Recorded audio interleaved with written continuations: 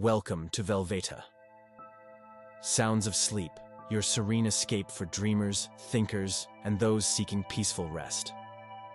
This is where the day's noise fades and the magic of a peaceful night gently begins.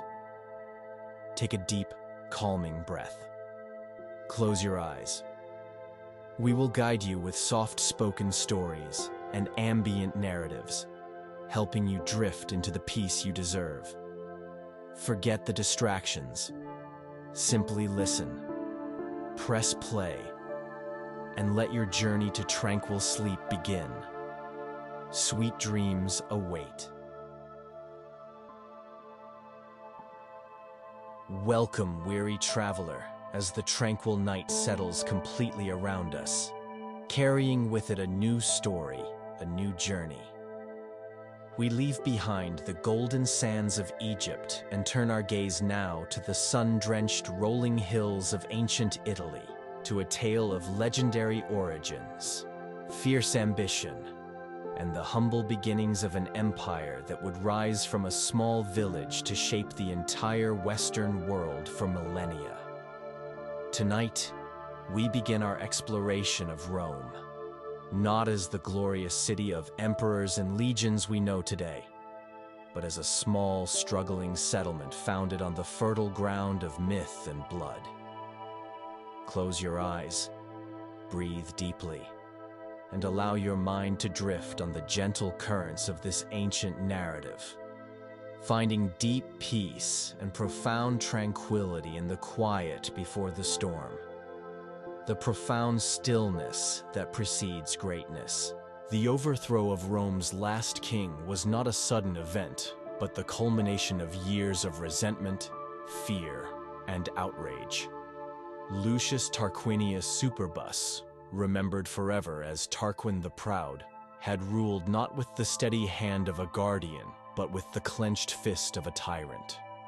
His arrogance, his disregard for custom, his reliance on cruelty rather than consensus, and the final outrage committed by his son Sextus against the noblewoman Lucretia ignited a fire that could not be quenched. The Roman people, united in grief and fury, expelled the Tarquins and vowed never again to bow before a king. What replaced monarchy was not yet the mighty republic of later centuries, but an untested experiment in shared power, fragile as glass, and trembling in the uncertain hands of men who had only ever known kingship. Two consuls were chosen to hold authority, each for a single year, and each a check upon the other. It was a system born of fear as much as hope, a system designed to prevent another Tarquin from rising. For the first time, power in Rome belonged not to a single figure, but to magistrates bound by law, advised by a senate of elders, and watched closely by citizens who had sworn an oath to liberty. Yet the expulsion of Tarquin did not mean safety. The proud king did not retire quietly into exile.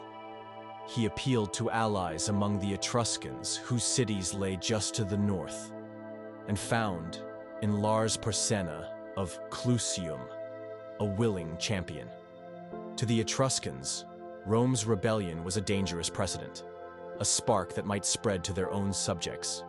Porsena marched upon the infant republic, and the Romans, still raw and divided, found themselves staring into the abyss. It is in this crucible that the stories of early Roman heroism were forged. Horatius Cockles, standing alone at the wooden bridge across the Tiber, held back the flood of the enemy while his comrades destroyed the timbers behind him. Arrows rained upon him, spears clattered against his shield, but he would not yield until the bridge collapsed and the path into the city was cut. With irons strapped to his body, he hurled himself into the river and swam to the far bank, his name immortalized as the man who alone saved Rome.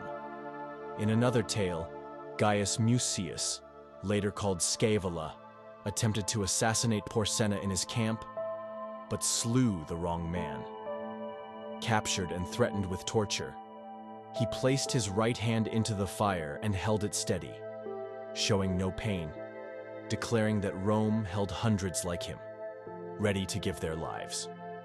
The astonished king, moved by such defiance, made peace and withdrew.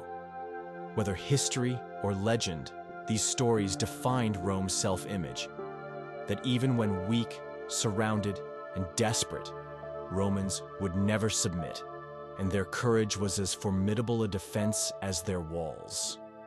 But if foreign threats tested the Republic's survival, internal divisions tested its soul. The new system was not equally generous. The aristocratic patricians held the consulships, the priesthoods, and the Senate, while the vast majority of Romans, the plebeians, remained excluded. They tilled the fields, bore the burdens of war, and paid the taxes, but their voices carried little weight in public affairs. Worse still, many sank into debt, for military campaigns pulled them from their farms, and the weight of loans and interest pressed them down. A plebeian who failed to repay could be seized by his creditor, shackled, and forced into bondage. That free citizens of Rome could be reduced to slaves within their own city became a bitter source of anger.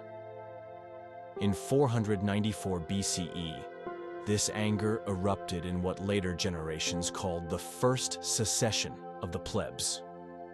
As one body, the plebeians abandoned the city, withdrew to a hill beyond the walls, and refused to fight, to work, or to serve.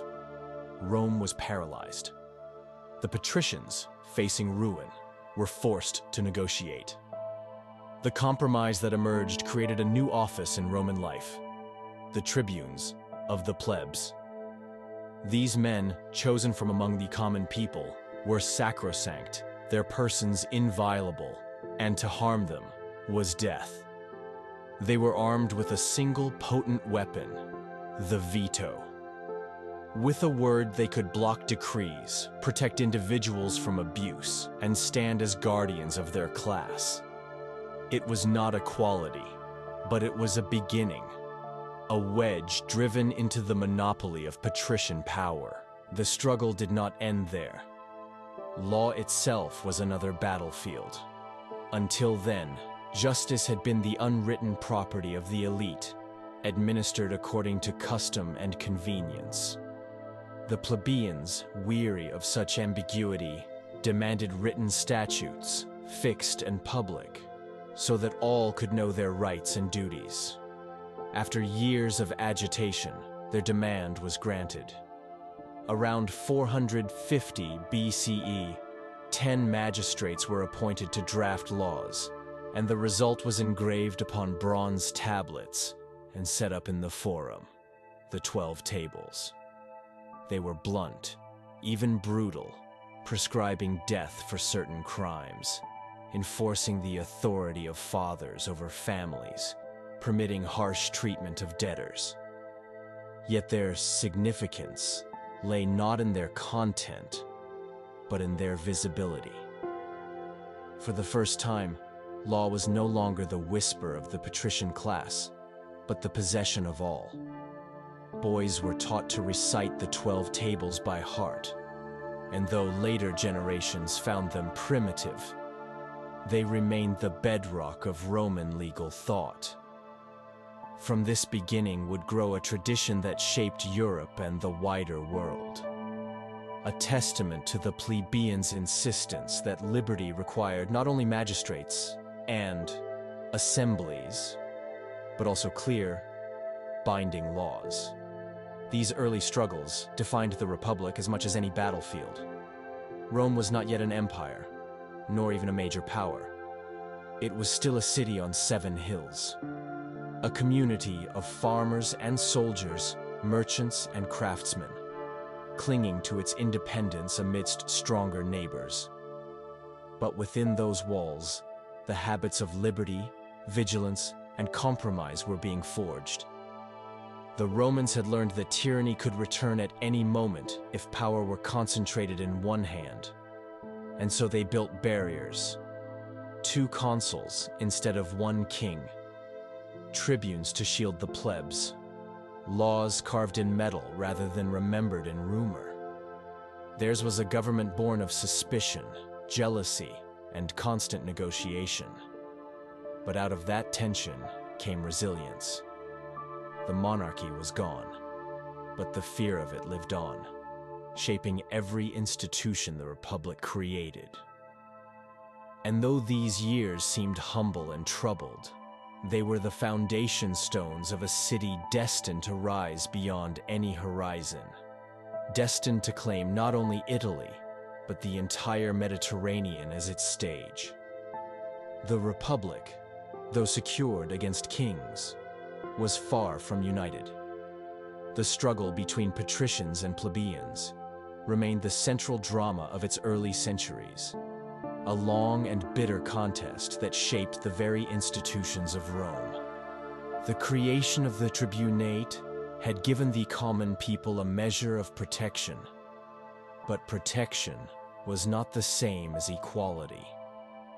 The consulships and higher offices remained closed, and every decision of weight still passed through the hands of the Senate, an assembly dominated by the aristocracy. The plebeians, who filled the legions and bore the costs of war, pressed for more. It was not enough to shield themselves from abuse. They demanded a share of the honors and commands that define true citizenship.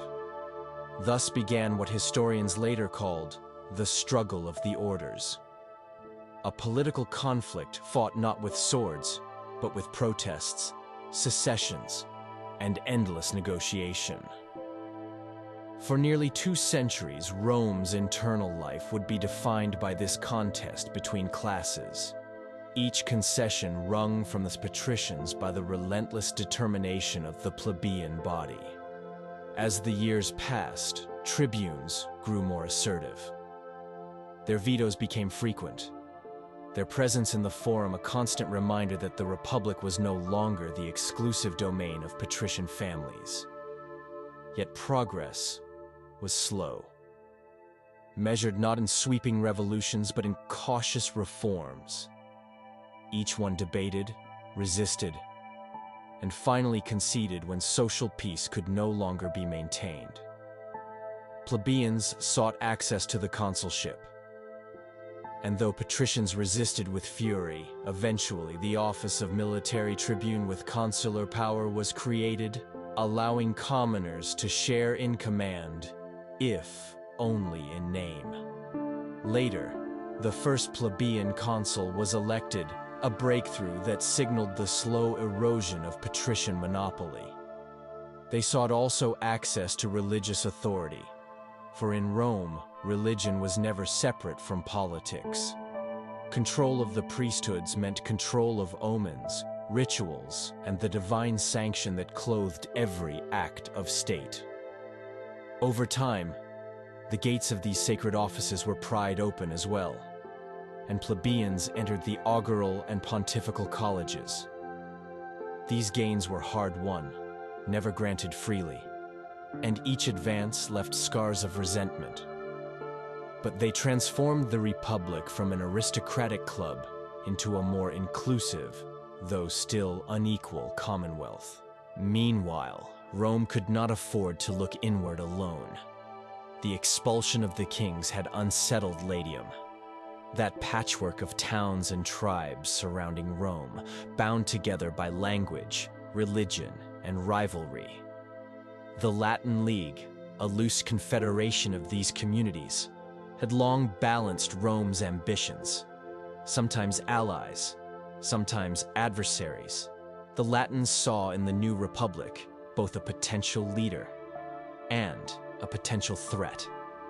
Wars flared, alliances were struck, and battles were fought upon the plains and hills that stretched beyond the Tiber. At first, Rome's survival was precarious. Its citizen army was composed of small farmers, men who left their plows for the campaign season and returned to find their fields overgrown and their debts multiplied. But discipline, persistence, and an iron will to endure gave them an edge. Unlike other Italian peoples who tired of long wars, Rome could absorb losses and fight again, year after year, generation after generation, until its enemies were exhausted. The Latins learned that Rome, though wounded, never surrendered. In time, the uneasy balance collapsed. Rome asserted its primacy over the Latin League, defeating rivals and binding allies to its cause. But here lay one of the Republic's most remarkable traits. Rather than rule as conquerors alone, the Romans offered incorporation. Defeated communities could be made allies. Their men drafted into Rome's armies. Their lands secured under Roman law. Their people gradually integrated into the wider body of the Republic. Citizenship, or a lesser but still meaningful form of it, was extended beyond the city's original bounds. This policy, pragmatic and flexible, allowed Rome to multiply its strength. Each war left it not merely victorious but stronger, with new allies, new soldiers, and new resources. Where other states dominated and demanded tribute, Rome absorbed and grew. It was a strategy born perhaps of necessity, but it would prove decisive in the centuries to come, enabling a single city to knit together the mosaic of Italy into a common cause. Yet the cost of such expansion was borne most heavily by the plebeians. They were the ones conscripted into the legions, marching out to fight Latins, Volscians, Equi, and other neighbors, leaving behind families and farms that withered in their absence. Debt grew, property was seized, and the gulf between rich and poor widened. Each military success fed fresh discontent at home, as veterans returned victorious only to face creditors eager to claim their lands and labor. Tribunes became their voice, pressing for reform, while patricians, alarmed by the constant unrest, yielded in increments. The Licinian Sextian laws, passed after long struggle, limited the amount of public land any one man could hold, and opened the consulship fully to plebeians, cementing a victory that had been decades in the making. These measures did not erase inequality, but they showed that the Republic was capable of evolving, of bending rather than breaking under the strain of class conflict. The early Republic, then, was not the serene and orderly government that later writers sometimes imagined. It was noisy, fractious, and often on the verge of collapse. Its assemblies racked by protest, its magistrates blocked by vetoes, its citizens quarreling over land, debt, and honor. But this turbulence was not weakness. It was a crucible in which institutions were tested and refined, in which compromise was hammered out amid anger and suspicion.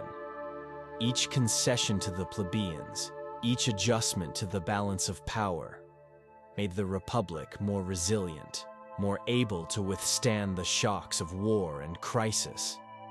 And in its constant struggle, Rome developed habits that would serve it well in the centuries to come. The habit of persistence, the habit of adaptation, the habit of turning conflict into strength. By the 4th century BCE, Rome was no longer a fragile city-state clinging to survival. It had weathered invasion, suppressed kings, outlasted rivals, and bound Latium to its destiny.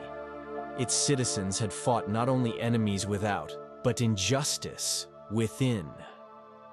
And though the victories of the plebeians were incomplete, they had transformed the Republic into something broader, more flexible, and more formidable than its neighbors.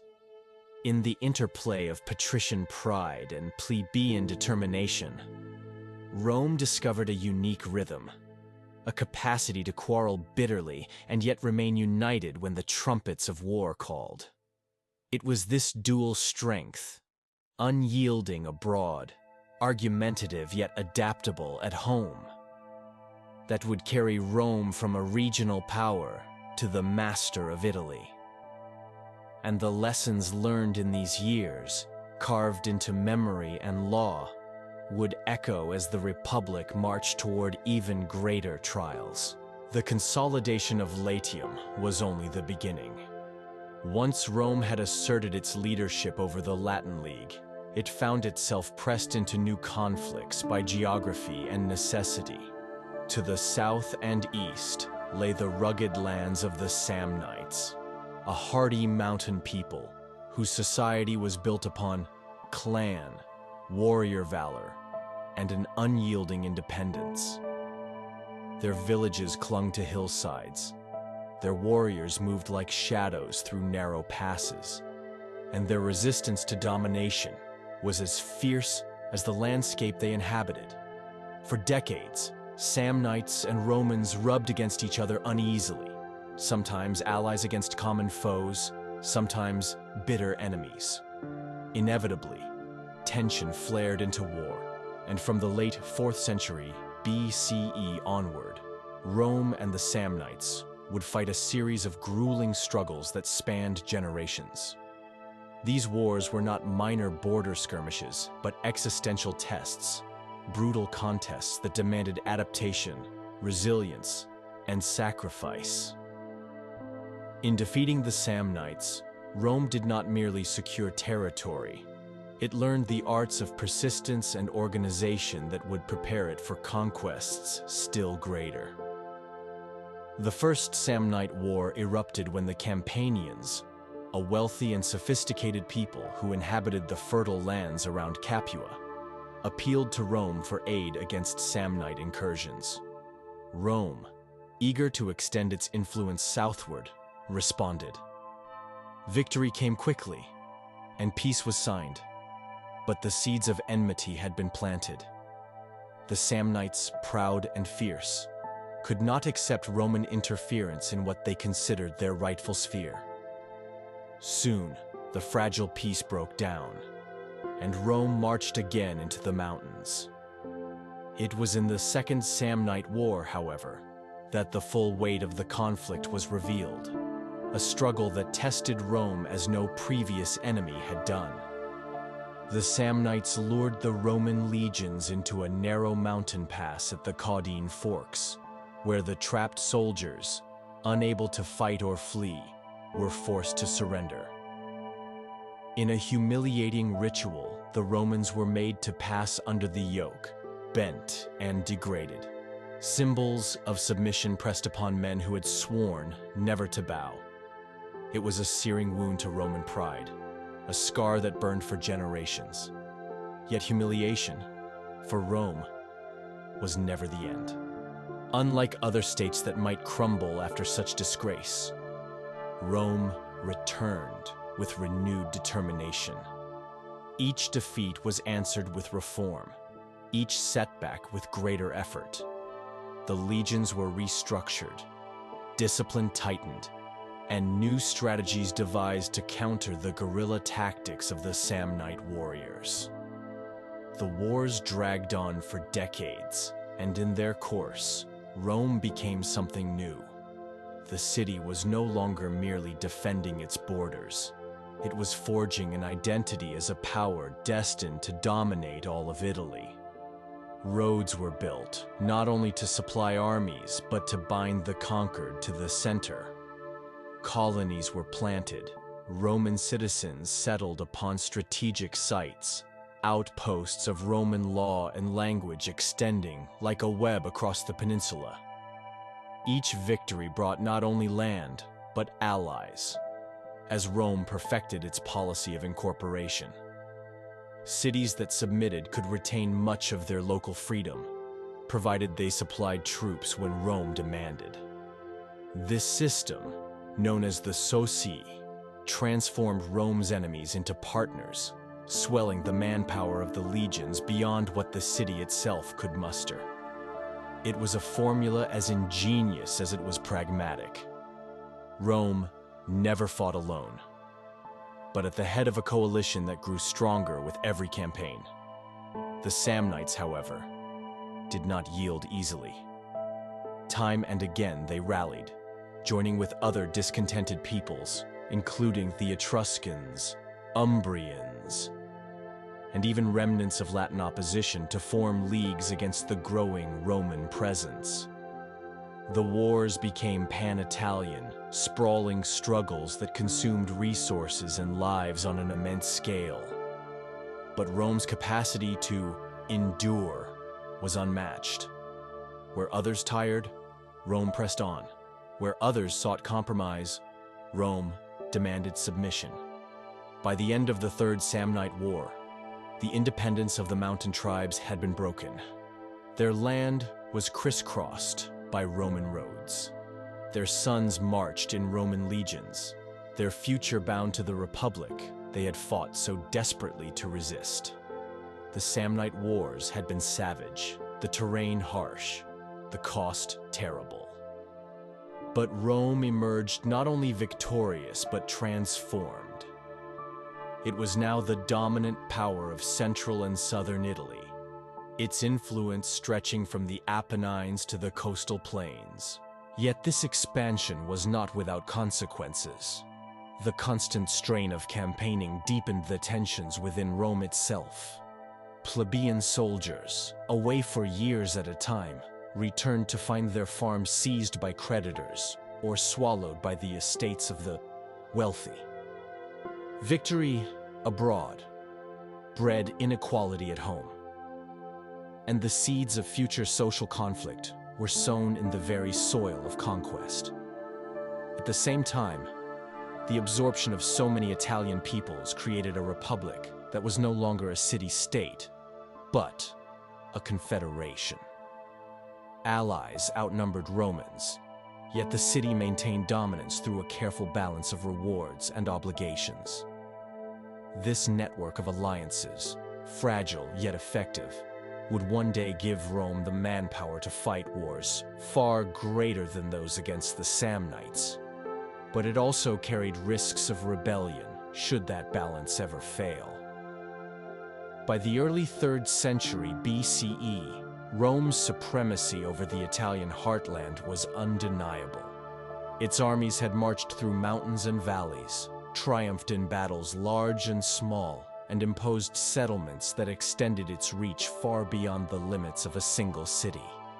The Samnites, once fierce adversaries, were subdued, their resistance crushed under the relentless weight of Roman persistence. The Republic had proved that it could endure humiliation, adapt to hardship, and emerge stronger than before. In defeating the Samnites, Rome had not only conquered a people but mastered the art of long war, the endurance of years of struggle without collapse, and the ability to bind defeated foes into its service. These were lessons that would soon be tested again, for even as Rome secured Italy, new challenges loomed beyond the seas. The Greeks of southern Italy called for aid, and across the waters, kings and empires stirred. The wars against the Samnites had prepared Rome for greatness. But the next chapter would bring it face to face with powers of an entirely different scale. The conquest of central and southern Italy brought Rome into contact with an older, richer, and more sophisticated world. The Hellenic cities that dotted the coasts of Magna Graecia. These colonies, founded centuries earlier by Greeks across the seas, possessed theaters, temples, bustling harbors, and traditions of art and philosophy that dwarfed the rustic culture of Rome's farmers and soldiers. Yet their wealth and splendor did not shield them from danger. Pressed by Lucanians, harried by Bruttians, and increasingly overshadowed by Rome's relentless advance, Many of these Greek polis wavered between submission and resistance. Tarentum, the most powerful and defiant of them all, chose the latter. Proud of its fleets and its heritage, Tarentum insulted Roman envoys and struck Roman ships in its harbor. An act of open defiance that could not be ignored. The Tarentines, realizing too late the scale of the foe they had provoked, sought help across the Ionian Sea, calling upon a man who fancied himself the successor of Alexander the Great, Pyrrhus, king of Epirus. Pyrrhus was no ordinary adventurer. A kinsman of Alexander, trained in the arts of Macedonian warfare, he was a brilliant commander, restless and ambitious. To him, the appeal of the Tarentines was more than an opportunity. It was a stage upon which he might carve out an empire in the West, uniting Greeks and Italians under his banner. He landed in Italy with a formidable army, equipped with phalanxes bristling with long sarissas, cavalry trained in the Macedonian fashion, and, most startling of all to Roman eyes, war elephants, towering beasts armored and terrifying, unknown in Italian battlefields. When Pyrrhus advanced, Rome understood at once that this was no mere tribal skirmish or mountain war. It was the encounter of two worlds, the disciplined legions of a rising republic against the legacy of Alexander's Macedonian art of war. The first great clash came at Heraclea in 280 BCE. The Roman legions, confident after generations of victory over Italian foes, marched boldly into battle. They fought with courage, but when Pyrrhus unleashed his elephants, the Roman horses panicked, the lines wavered, and the unfamiliar monsters trampled through the ranks. Victory went to the Epirate king, though at heavy cost. Pyrrhus, surveying the carnage, is said to have remarked that another such victory would ruin him. For while the Romans fell in their thousands, they returned with fresh legions, inexhaustible, unbroken. To Pyrrhus, accustomed to Greek wars where a single battle often decided a campaign, the Roman resilience was astonishing. At Asculum the following year, he won again, but the toll on his own forces was devastating. These were the battles that gave the world a new phrase, the Pyrrhic victory. Triumph purchased at such ruinous expense that it spelled no real progress. Rome, meanwhile, was learning. Each defeat became a lesson. The legions adapted, finding ways to counter the phalanx, to maneuver against elephants, to endure shock without collapse. Diplomacy, too, became a weapon. Rome courted allies, drew away support from Pyrrhus, and maintained the steady pressure of a state that could not be exhausted. Pyrrhus, though victorious on the field, found himself increasingly isolated. His Italian allies wavered, their loyalty fraying under the strain of war. Seeking fresh glory, he sailed to Sicily, invited by Greek cities desperate for relief against Carthaginian power.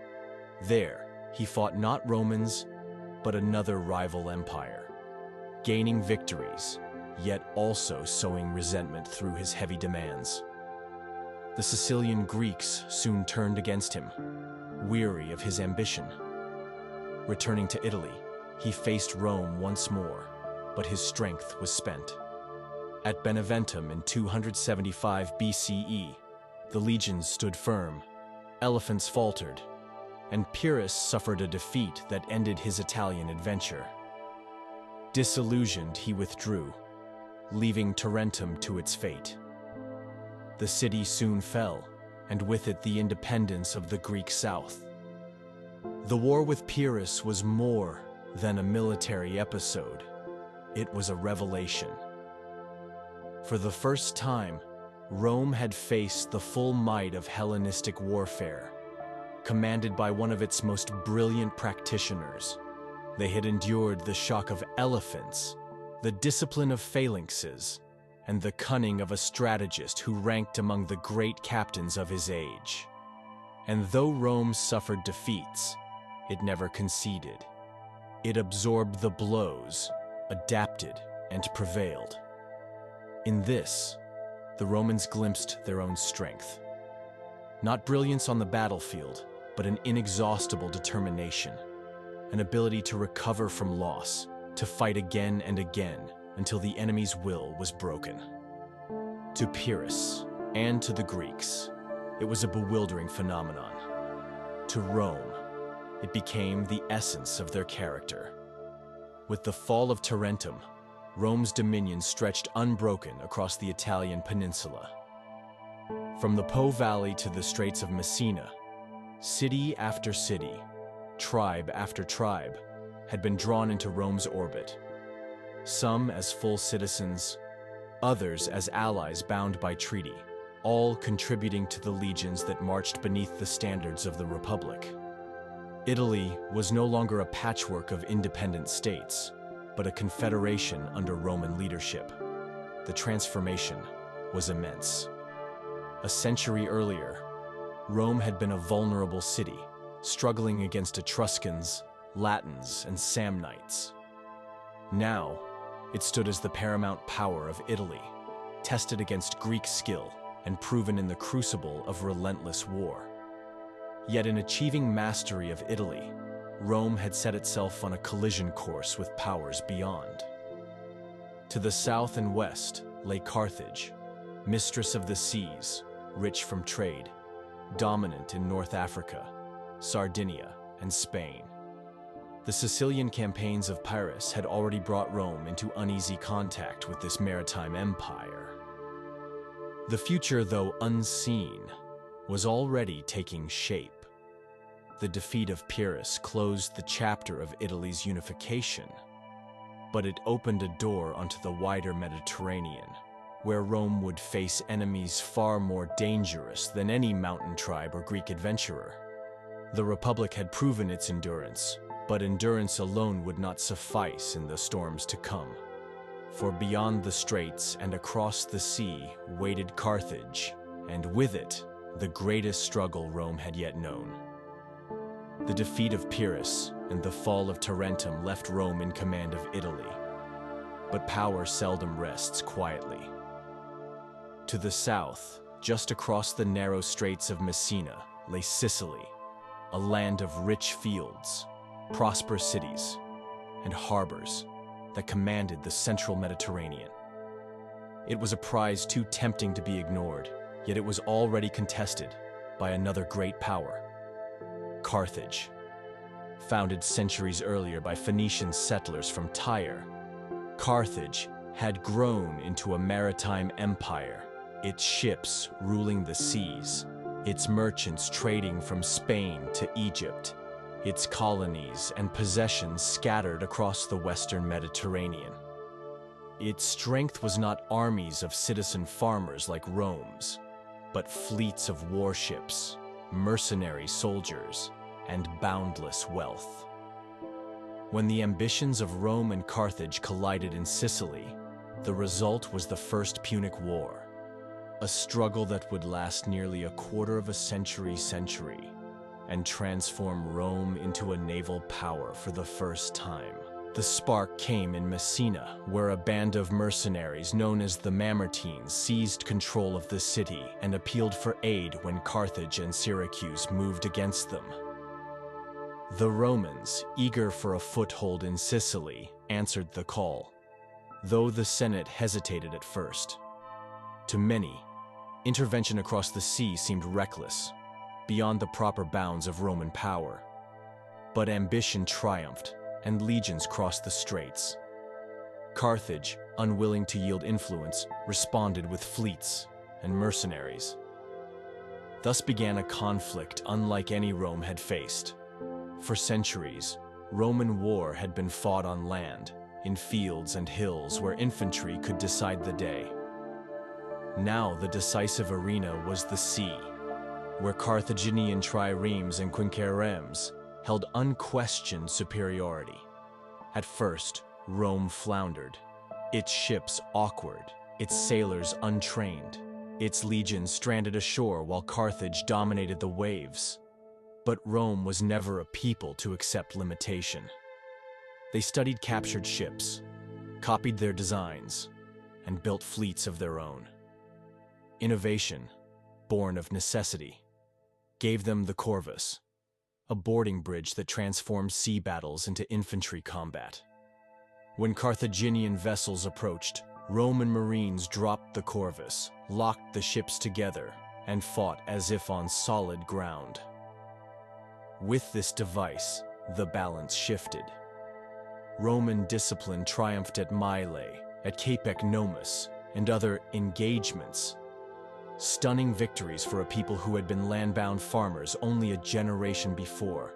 Carthage, though still masterful at sea, found its advantage blunted by Roman adaptability, and the long, grinding war began to favor the Republic. The struggle raged not only on the water, but across Sicily's rugged interior. Roman legions clashed with Carthaginian mercenaries, hired from Spain, Gaul, and Africa, men loyal only to their paymasters. Siege followed siege, cities changing hands in a brutal cycle of famine and assault. At one point, the Romans carried the war even into Africa, landing near Carthage itself. But fortune shifted, the expedition was defeated, and for a time, the Republic seemed overextended. Yet Rome did not relent. Year after year, consuls raised new fleets, armies marched again into Sicily, and allies were pressed into service. Losses were staggering, fleets destroyed by storms, men drowned by the thousands. But always replacements were built, always the war continued. Carthage, though wealthy, grew weary, its mercenary armies unreliable, its citizens reluctant to bear the burden of endless conflict. In the end, persistence prevailed. At the Battle of the Aegates Islands in 241 BCE, the Roman fleet, rebuilt yet again after earlier disasters, crushed Carthage's last naval effort. With its sea lanes cut and its armies trapped, Carthage sued for peace. The terms were harsh. Sicily was ceded, becoming Rome's first province, administered not as an ally, but as a possession of the Republic. Indemnities were imposed, draining Carthage's treasury. The war, the longest Rome had yet endured, had remade the Republic. Once a land power, Rome now possessed fleets, admirals, and the knowledge that it could project strength beyond the peninsula. It had stepped onto the wider stage of the Mediterranean, and it would not step back. The victory carried consequences far beyond Sicily. Carthage, humiliated and burdened, turned its eyes to Spain, seeking new wealth to rebuild. Rome, triumphant, now faced the challenge of governing provinces, of holding distant territories not bound by treaty, but ruled directly. This was something new in Roman experience, a shift from alliance to empire. The Senate grappled with questions of administration, taxation, and defense, slowly developing the practices that would one day govern lands across 3 continents. For the Roman people, the war had been costly beyond imagining. Hundreds of thousands dead, fleets lost to storm and battle, treasure poured into the sea. But the reward was immense. They had defeated the greatest naval power of the age through ingenuity, endurance, and sheer refusal to yield. Yet beneath the triumph, unease stirred. The strain of long wars deepened the divide between rich and poor. Veterans returned to find their farms ruined, their debts swollen, while the aristocracy grew fat on the spoils of conquest. Sicily's fertile fields, seized and leased to Roman landlords, became symbols of inequality. The plebeians, though sharing in the pride of victory, bore the heaviest burdens, while patricians celebrated triumphs in gilded chariots. It was a pattern that would repeat, each conquest widening the gulf between the Senate's oligarchy and the common citizen. For now, however, the Republic basked in glory. It had faced Carthage and prevailed, but Carthage was not destroyed, only wounded, and in its wounded pride lay the seeds of a far greater conflict. The First Punic War had made Rome a Mediterranean power. The second would test whether it could remain one. Hannibal lingered in Italy for years, a shadow of terror upon the land. He marched as far south as Campania, won allies among discontented Italians, and maintained his grip upon the Republic's imagination. But without reinforcements from Carthage, his position grew tenuous. The Senate at Carthage, cautious and divided, sent little aid, while Rome slowly rebuilt, forging new armies and new strategies.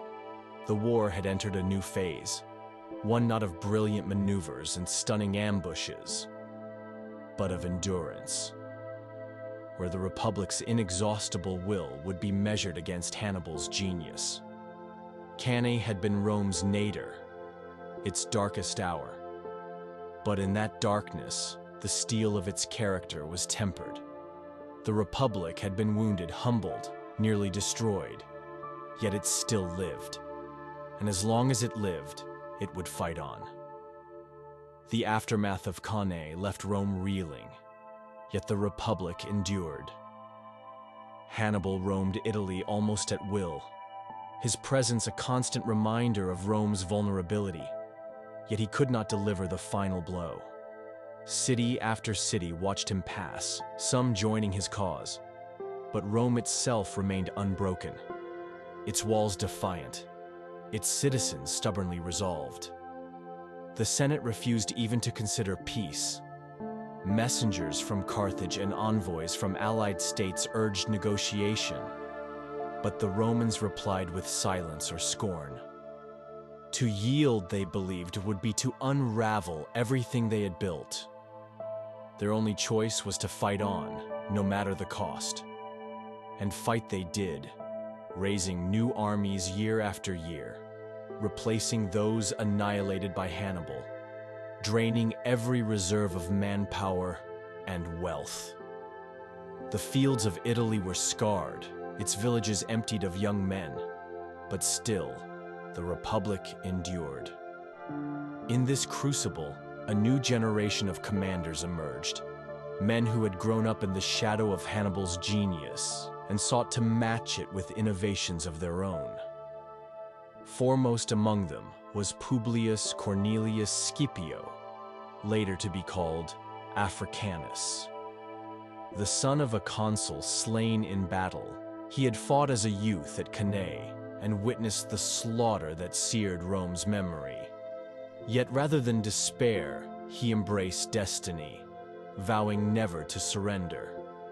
Bold, charismatic, and daring, Scipio won the loyalty of soldiers and the respect of allies with a rare mixture of confidence and brilliance. His opportunity came not in Italy but in Spain, where Carthage had built its second empire.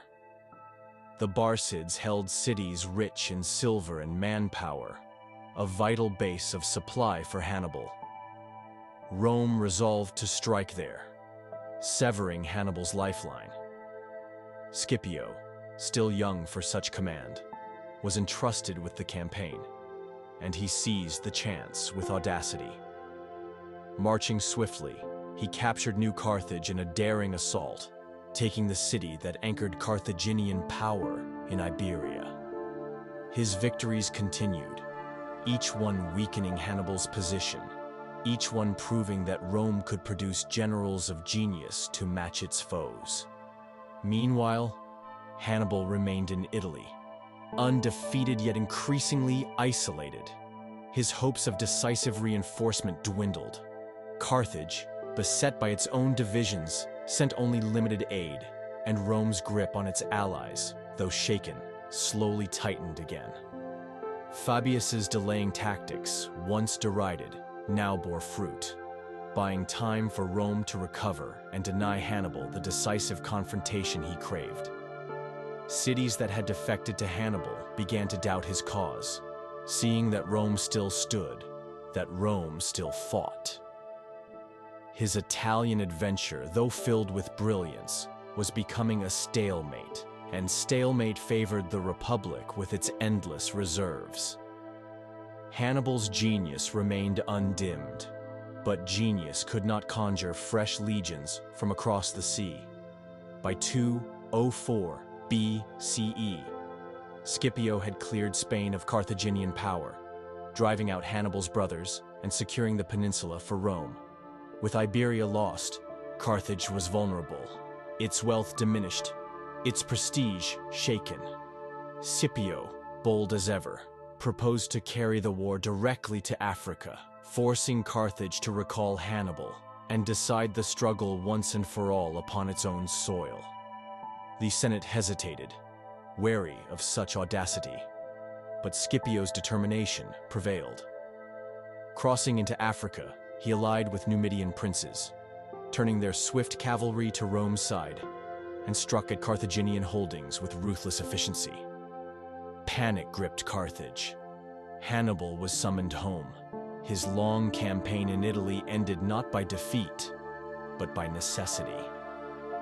After 16 years in the peninsula, he returned to face the final trial. The armies met in 202 BCE on the plains of Zama.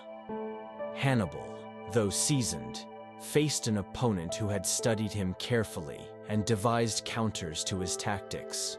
Once again, elephants formed the vanguard, terrible beasts meant to shatter Roman lines. But Scipio, prepared, ordered his men to open lanes, letting the beasts pass harmlessly through while missiles rained upon them.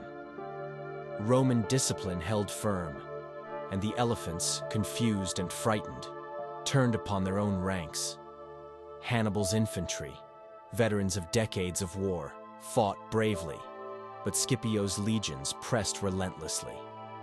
The Numidian cavalry, once Hannibal's advantage, now struck at his rear, sealing the fate of the Carthaginian host.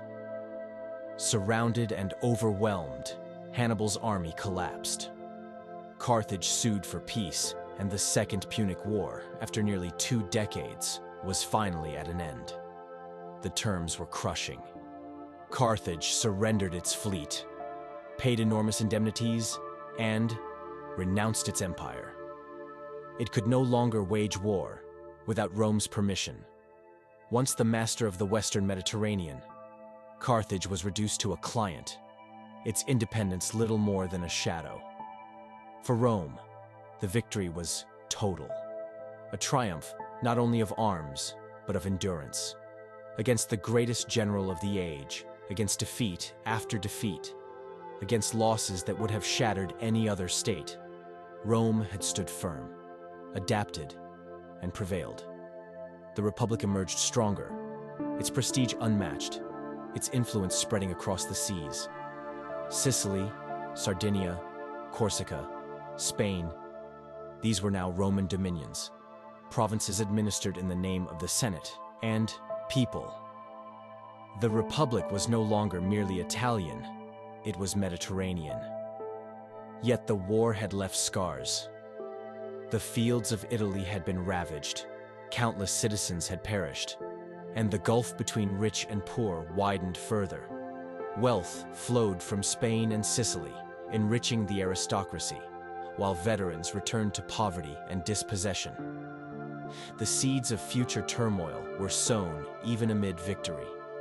For now, however, the Republic basked in glory.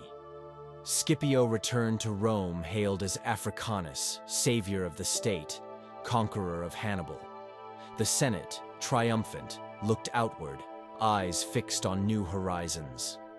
Greece beckoned, the Hellenistic kingdom stirred, and the Republic, sharpened by its struggle with Carthage, was ready to test its strength against the legacy of Alexander.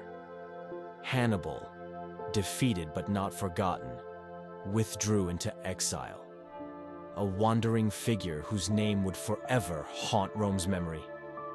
But Rome itself, unshaken, strode into a new era of conquest, convinced now more than ever that its destiny was to rule without rival. The peace imposed after Zama left Carthage crippled, yet not destroyed. For half a century, the city endured as a humbled power, stripped of empire and bound by Rome's commands. It paid its indemnities, rebuilt its trade, and sought prosperity and commerce rather than war. The harbors filled again with ships, the markets thrived, and wealth returned to its people. But to the Romans, Carthage was a shadow that loomed too large to ignore. Memories of Hannibal's march through Italy remained vivid, etched into the collective mind of the Republic. Senators who had fought at Cannae or lost fathers and sons in that dark time warned that as long as Carthage lived, Rome would never be safe.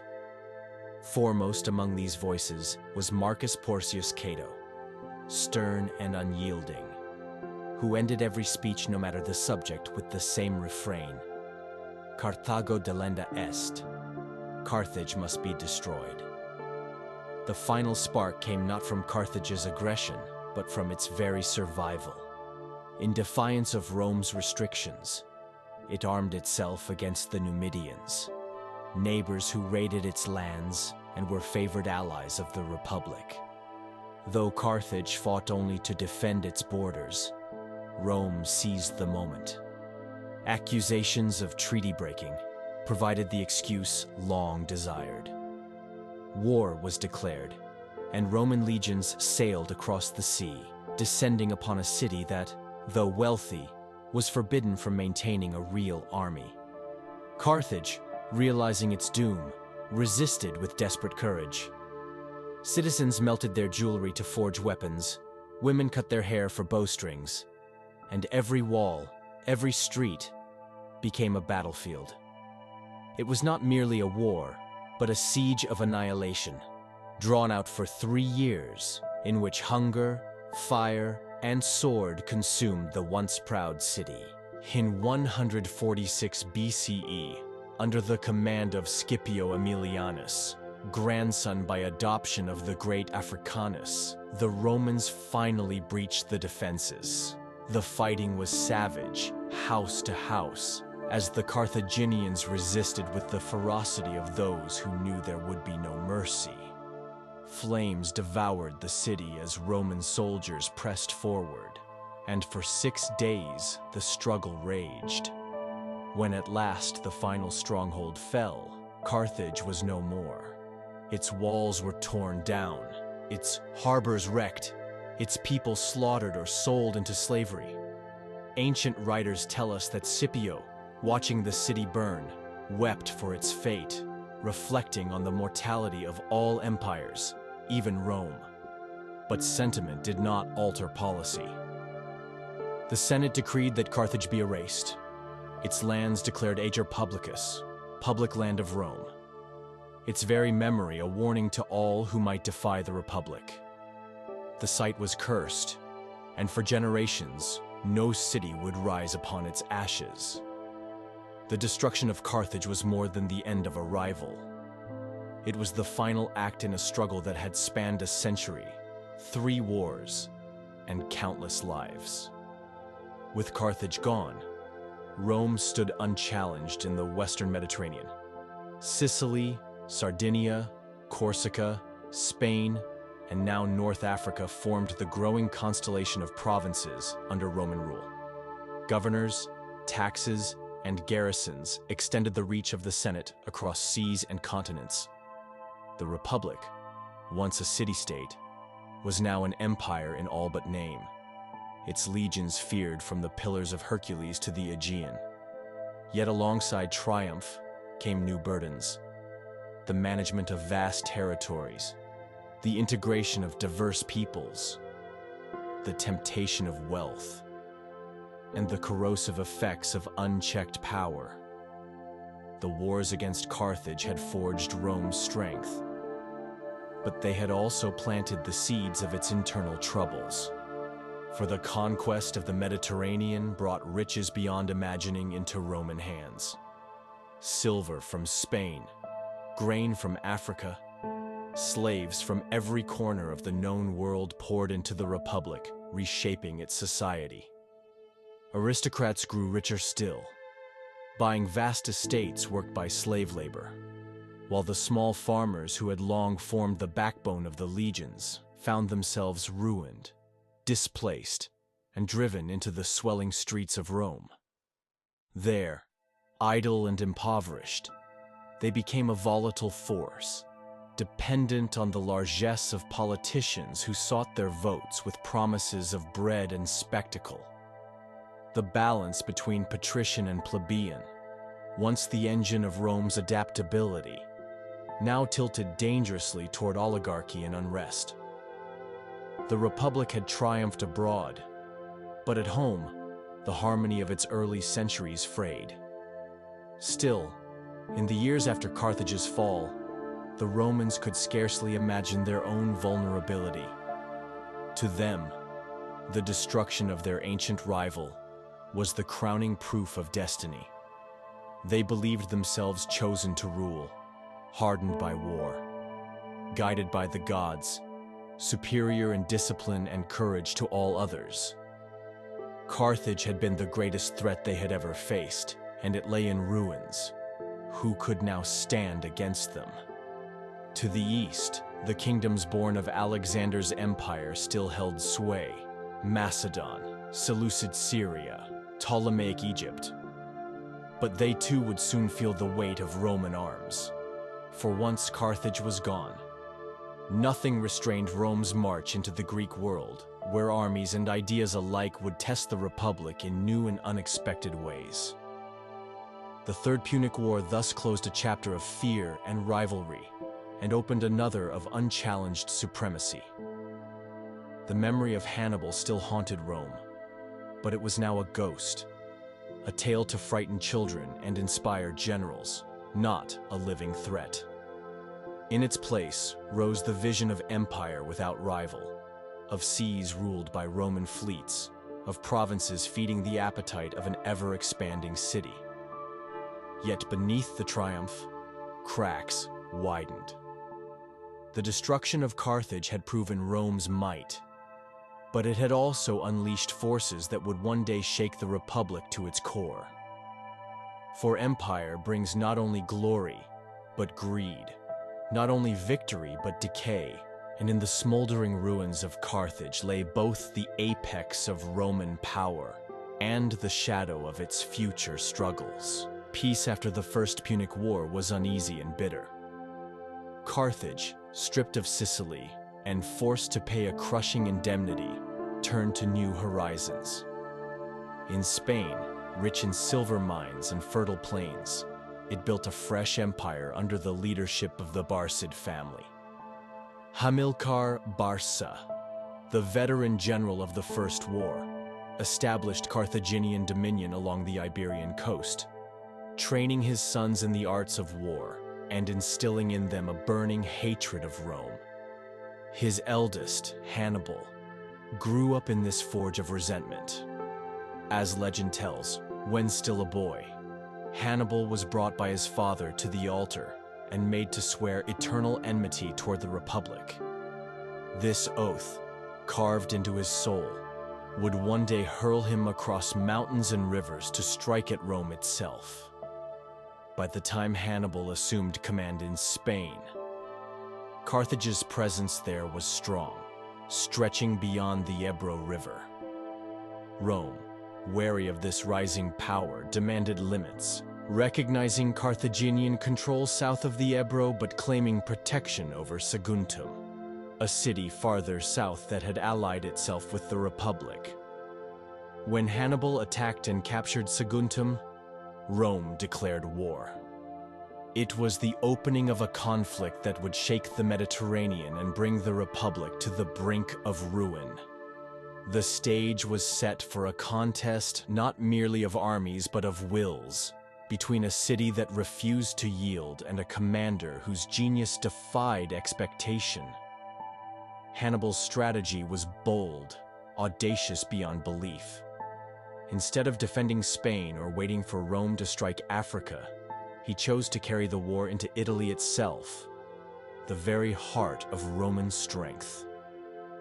In the spring of 218 BCE, he marched his army from Iberia, across Gaul, and toward the Alps. It was a feat so daring that even Rome could scarcely imagine it. With tens of thousands of soldiers, cavalry, and, most astonishing of all, war elephants. Hannibal crossed rivers, battled hostile tribes, and climbed the snow-choked passes of the Alps. The journey was brutal. Men froze, animals perished, and entire columns were lost to avalanches and ambushes. Yet, against all odds, Hannibal emerged into the plains of northern Italy with a force battered but intact, hardened by the ordeal, and burning with purpose. The Romans, who had expected him to defend Spain or cross by sea, were stunned. Suddenly, the war was not in distant provinces, but upon their very soil. The first battles revealed the measure of Hannibal's genius. At the river Trebia, he lured the Roman army into a trap, ambushing them with hidden forces as they struggled across icy waters. Thousands fell, the legions scattered, and Hannibal's reputation soared. Months later, at Lake Trasimene, he struck again with masterful cunning. Concealing his troops in the hills along the lake, he drew the Romans into a narrow defile and unleashed his ambush. The fog lifted to reveal death on all sides. It was one of the largest ambushes in history, a massacre in which entire legions were cut down, their commanders slain, their remnants driven into the water. Rome shuddered. Hannibal was no ordinary enemy. He was a master of maneuver, deception, and timing, wielding his diverse army with a brilliance unseen before. But the darkest day was yet to come. In 216 BCE, at Cannae in Apulia, Hannibal faced a Roman force nearly twice the size of his own. The Senate, desperate for a decisive blow, had raised a massive army, determined to crush the invader once and for all. Hannibal, with cool precision, arranged his troops in a crescent formation, placing his weaker infantry in the center and holding his veteran Africans on the wings. As the battle unfolded, the Romans pressed forward, driving back the center, believing victory near. But the crescent bent, then folded inward, and suddenly, the Romans were trapped. Cavalry swept in from the rear. The wings closed, and the greatest army Rome had ever assembled was surrounded. The slaughter was unimaginable. Tens of thousands were cut down, senators and consuls among them, the fields choked with bodies. It was annihilation, a catastrophe so complete that for a moment it seemed Rome itself must collapse. Allies deserted, cities defected to Hannibal's cause, and the Republic, bloodied and staggering, faced its gravest crisis. Yet even in ruin, Rome's spirit did not break. Where other states might have sued for peace, Rome hardened. No negotiations, no surrender, no recognition of Hannibal's victories. The Senate ordered new levies, boys and old men conscripted, slaves armed and sent to the front. Taxes were raised, allies summoned, and the Republic braced itself for a war of attrition. The commander Fabius Maximus, nicknamed Cunctator, the Delayer, adopted a strategy of caution. He shadowed Hannibal, harassing his foragers, refusing pitched battles, buying time for Rome to recover. Though scorned at first, his tactics saved the Republic, denying Hannibal the decisive victory he needed to break Rome's resolve. For the Romans, Conquest of the East brought more than territory. It brought wealth beyond imagination, a flood of art, sculpture, literature, and philosophy that dazzled and unsettled. Senators filled their villas with Greek statues, generals paraded libraries as spoils, and the sons of noble families studied the works of Plato and Aristotle. Rome, once austere and simple, began to absorb the luxuries and refinements of Greece. Some embraced this Hellenization, seeing it as the flowering of Roman greatness, a marriage of power and culture. Others warned of corruption, fearing that Greek eloquence and luxury would sap Roman discipline. But whether admired or resented, Greek influence became inseparable from Roman identity. Latin literature itself would be shaped in Greek molds, Roman religion enriched by Greek gods, and Roman thought infused with Greek philosophy. Yet the deeper consequence was political. In defeating Carthage and the Hellenistic monarchies, Rome had made itself supreme in the Mediterranean. No rival remained. Provinces stretched from Spain to Asia Minor. Governors ruled lands and peoples far beyond Italy, and wealth poured into the city. But empire carried dangers the old republic was not designed to manage. Power and riches accumulated in the hands of a few, while the mass of citizens grew restless and impoverished. Veterans returned to find their farms consumed by estates. Slaves worked the fields once tilled by free men, and the gap between rich and poor widened into a chasm. Senators vied for control of provinces, where the plunder of taxation and tribute promised fortunes beyond imagination. Ambition grew sharper, politics more ruthless. The Republic had triumphed abroad, but in doing so, it had created pressures that threatened to unravel it from within. By the middle of the 2nd century, BCE, Rome stood alone as the master of the Mediterranean world.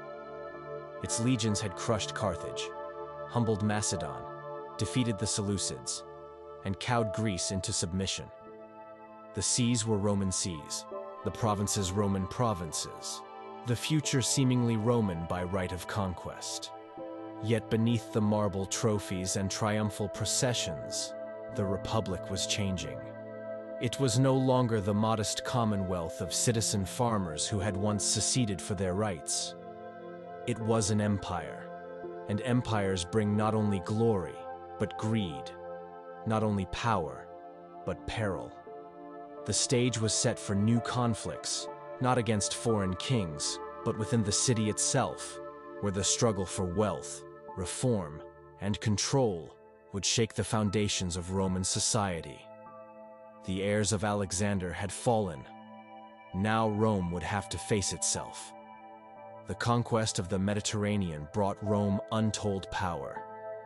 Yet with that power came a slow and corrosive transformation. Victory had filled the city with wealth, slaves, and treasures, but these riches were not shared equally. At the heart of the Republic, a silent crisis grew, one not of foreign enemies but of internal decay.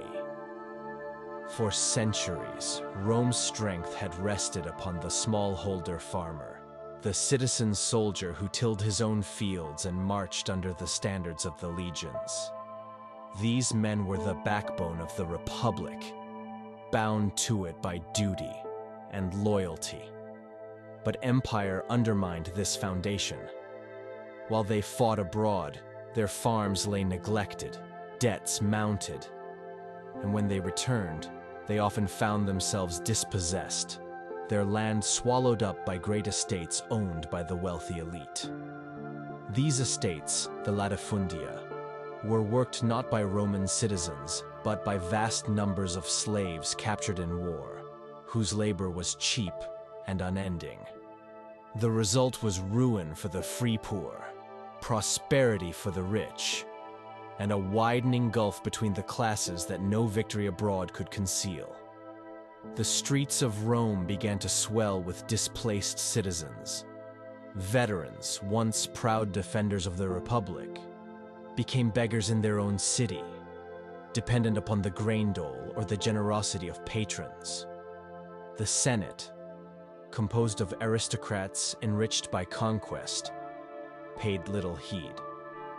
They grew wealthy from the provinces, where governors extorted taxes and tribute, returning with fortunes to fund political careers and monumental villas. Elections became contests of wealth and spectacle, not virtue and service. The assemblies, once the voice of citizens, were corrupted by bribes and manipulated by factions.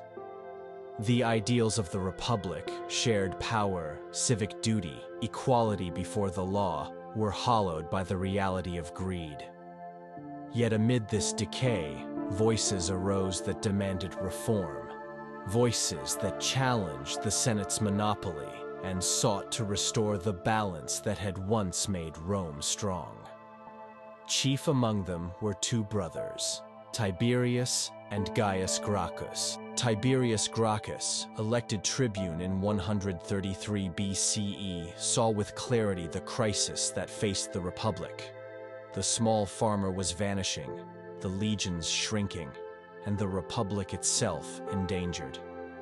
His solution was radical, yet rooted in tradition: to enforce the old limits on land ownership and redistribute public land to the poor.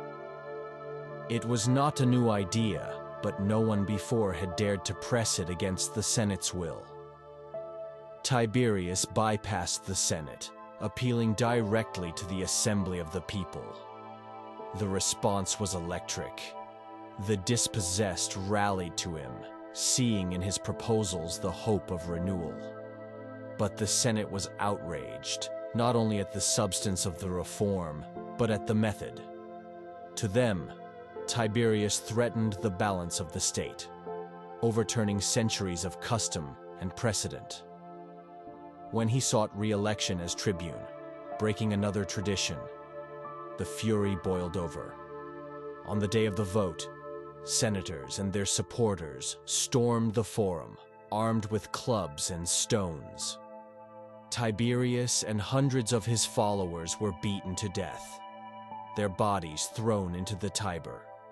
It was the first eruption of political bloodshed in the heart of Rome, and it marked a grim turning point. Violence had entered the Republic as a tool of politics, yet the cause did not die with Tiberius. A decade later, his younger brother Gaius Gracchus rose to prominence, elected tribune in 123 BCE. Brilliant, eloquent, and driven, Gaius carried forward his brother's mission, but with greater breadth. He proposed colonies for the poor, laws to stabilize the grain supply, reforms to curb the power of governors, and measures to extend citizenship to Rome's Italian allies. His vision was expansive, seeking not only to aid the dispossessed, but to redefine the Republic itself as a broader, fairer polity. For a time, his popularity was immense. Crowds thronged to hear him speak. His laws were passed, and it seemed that the Senate's grip might be broken. But the entrenched aristocracy struck back, using fear, propaganda, and violence. Riots erupted, clashes broke out in the streets, and in 121 BCE, Gaius and his followers were hunted down. Surrounded on the Aventine Hill, he chose death over capture, and thousands of his supporters were slaughtered in the aftermath. The hopes of reform had been drowned in blood. The legacy of the Gracchi was profound. They had exposed the rot at the heart of the Republic, the gulf between the ideals of civic equality and the reality of aristocratic dominance. They had shown the power of popular support, the potential of tribunes to rally the masses against the Senate. But they had also opened the door to political violence, to the belief that disputes could be settled not by debate, but by murder. the Republic would never again be the same. Future generations of leaders would look to the Gracchi as both inspiration and warning, seeing in their fate the risks of challenging the Senate, but also the possibilities of mass politics in a city where the poor were many and the wealthy few. Rome had triumphed abroad, but at home, it was wounded, its politics poisoned by fear, its society fractured by inequality. The deaths of the Gracchi were not the end of the crisis, but the beginning. The first convulsions of a republic that would spend the next century tearing itself apart. In the decades that followed, the symptoms grew worse. Veterans, still dispossessed, demanded land and recognition. Allies in Italy, who had fought and bled beside Rome, clamored for citizenship, only to be scorned. Ambitious generals learned that power lay not in the Senate, but in the loyalty of soldiers. And they began to cultivate personal armies bound not to the Republic, but to themselves. The precedent of the Gracchi, of bypassing tradition, of appealing directly to the people, of facing violence as the price of reform, echoed again and again. Rome was still mighty, still expanding, but the balance of its institutions was broken, the trust between classes shattered. The Republic was entering an age of turbulence, where politics would become bloodier, armies more loyal to men than to the state, and ambition unchecked by law. The warning of the Gracchi, ignored in their time, would prove prophetic. For in the century to come, the Republic would be consumed not by foreign conquest, but by civil strife, born from the very inequalities and injustices they had sought to heal.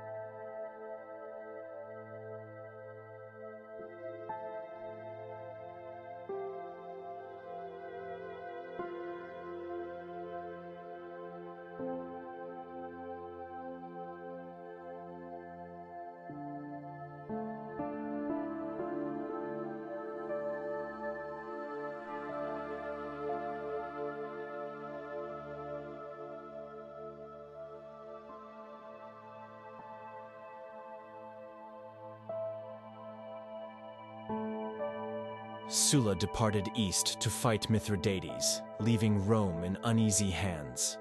But Marius returned, savage and vengeful. He seized the city, unleashed purges against his enemies, and filled the streets with blood. Senators were slaughtered, rivals hunted, terror reigned. For a few months he held power, a grim and broken man before death claimed him.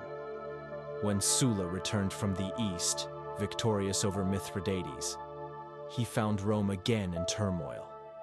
Once more he marched his legions upon the city, and this time he secured absolute power. Declaring himself dictator, he rewrote the constitution, curbing the power of the tribunes, strengthening the Senate, and imposing his will with ruthless violence. Lists of prescription were posted in the forum, names of enemies condemned without trial, their property seized, their lives forfeit. Rome had never seen such organized terror. Friends betrayed friends, sons betrayed fathers, all to survive the whirlwind of Sulla's vengeance. He restructured the Republic not to heal it, but to ensure that no one could challenge the Senate's dominance as the Gracchi had, or wield popular power as Marius had. Yet his reforms, enforced by blood, could not last. When he laid down his dictatorship and retired astonishingly of his own will, he left behind a republic more fractured, more brutalized than he had found it. The era of Marius and Sulla revealed a new reality. The Republic's greatest dangers no longer came from abroad, but from within. The legions, once the shield of the people, had become the tools of ambitious generals. Politics had been reduced to violence, purges, and terror. Precedents had been shattered. Armies marched on Rome, the tribunate weakened, the Senate corrupted, the assemblies manipulated. The Republic had survived Hannibal, Macedon, and Carthage, but it was faltering before its own sons. The names of Marius and Sulla became symbols of the new age, an age where civil war was possible, where ambition trumped tradition, and where the old balance of liberty and order was slipping away. Ahead lay further storms, as new men would rise, learning from the brutality of these years that power lay not in law but in soldiers, not in compromise, but in conquest. The death of Sulla did not bring peace to the Republic. His dictatorship had imposed order through terror. But once his grip was gone, the old rivalries and ambitions returned with greater force. Rome was now a world empire, its provinces stretching from Spain to Asia, its fleets ruling the seas. Yet its politics were chaotic, fractured by corruption, and dominated by generals whose armies determined the fate of the state. In this world, two figures rose to prominence, men whose rivalry and uneasy partnership would shape the decades to come. Gnaeus Pompeius Magnus, known to history as Pompey the Great, and Marcus Licinius Crassus, the richest man in Rome. Between them, and in the shadow of their power, a younger and more dangerous figure began to ascend.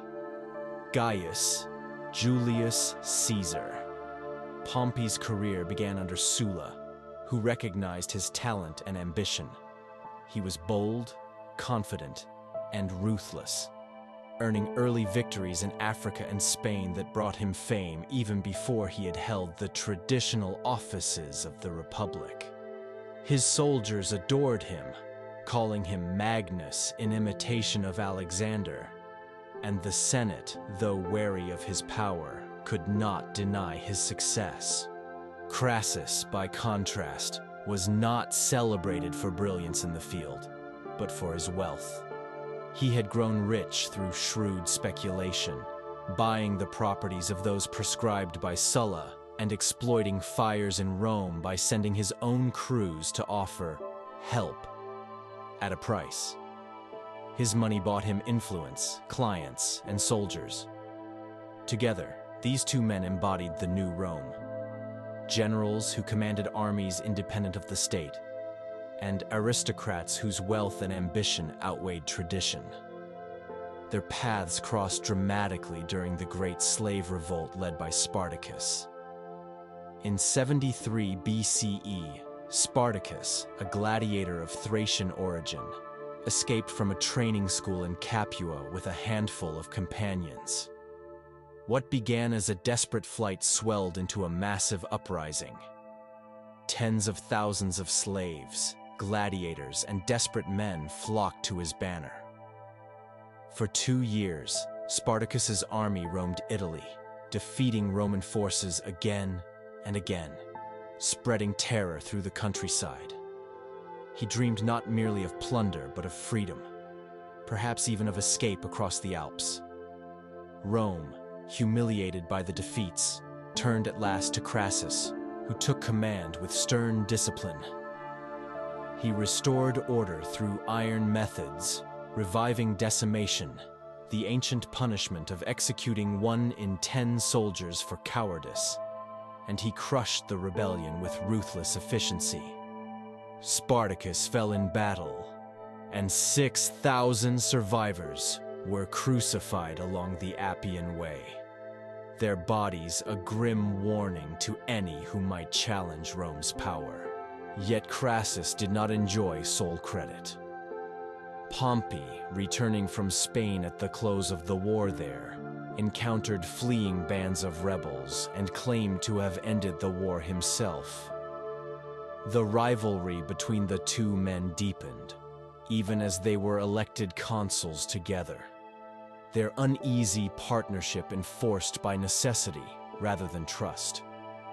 Both men understood that in Rome, military success was the path to political dominance. Both hungered for glory and influence, and both would soon find themselves entangled with a third figure whose rise would eclipse them both. Julius Caesar, born into an old but diminished patrician family, had grown up amid the turbulence of Marius and Sulla. Related by marriage to Marius, he was marked as an enemy during Sulla's purges, but he survived, refusing to divorce his wife despite the dictator's command. This act of defiance hinted at his character: daring, ambitious, and unwilling to bend. As a young man, he pursued every avenue of advancement: eloquence in the courts, lavish spending to win popularity, and service in the provinces where he displayed both bravery and cunning. Captured once by pirates, he joked with them, promising he would return to crucify them, and when ransomed, he did exactly that. In every deed, Caesar revealed a man who sought not merely office, but destiny.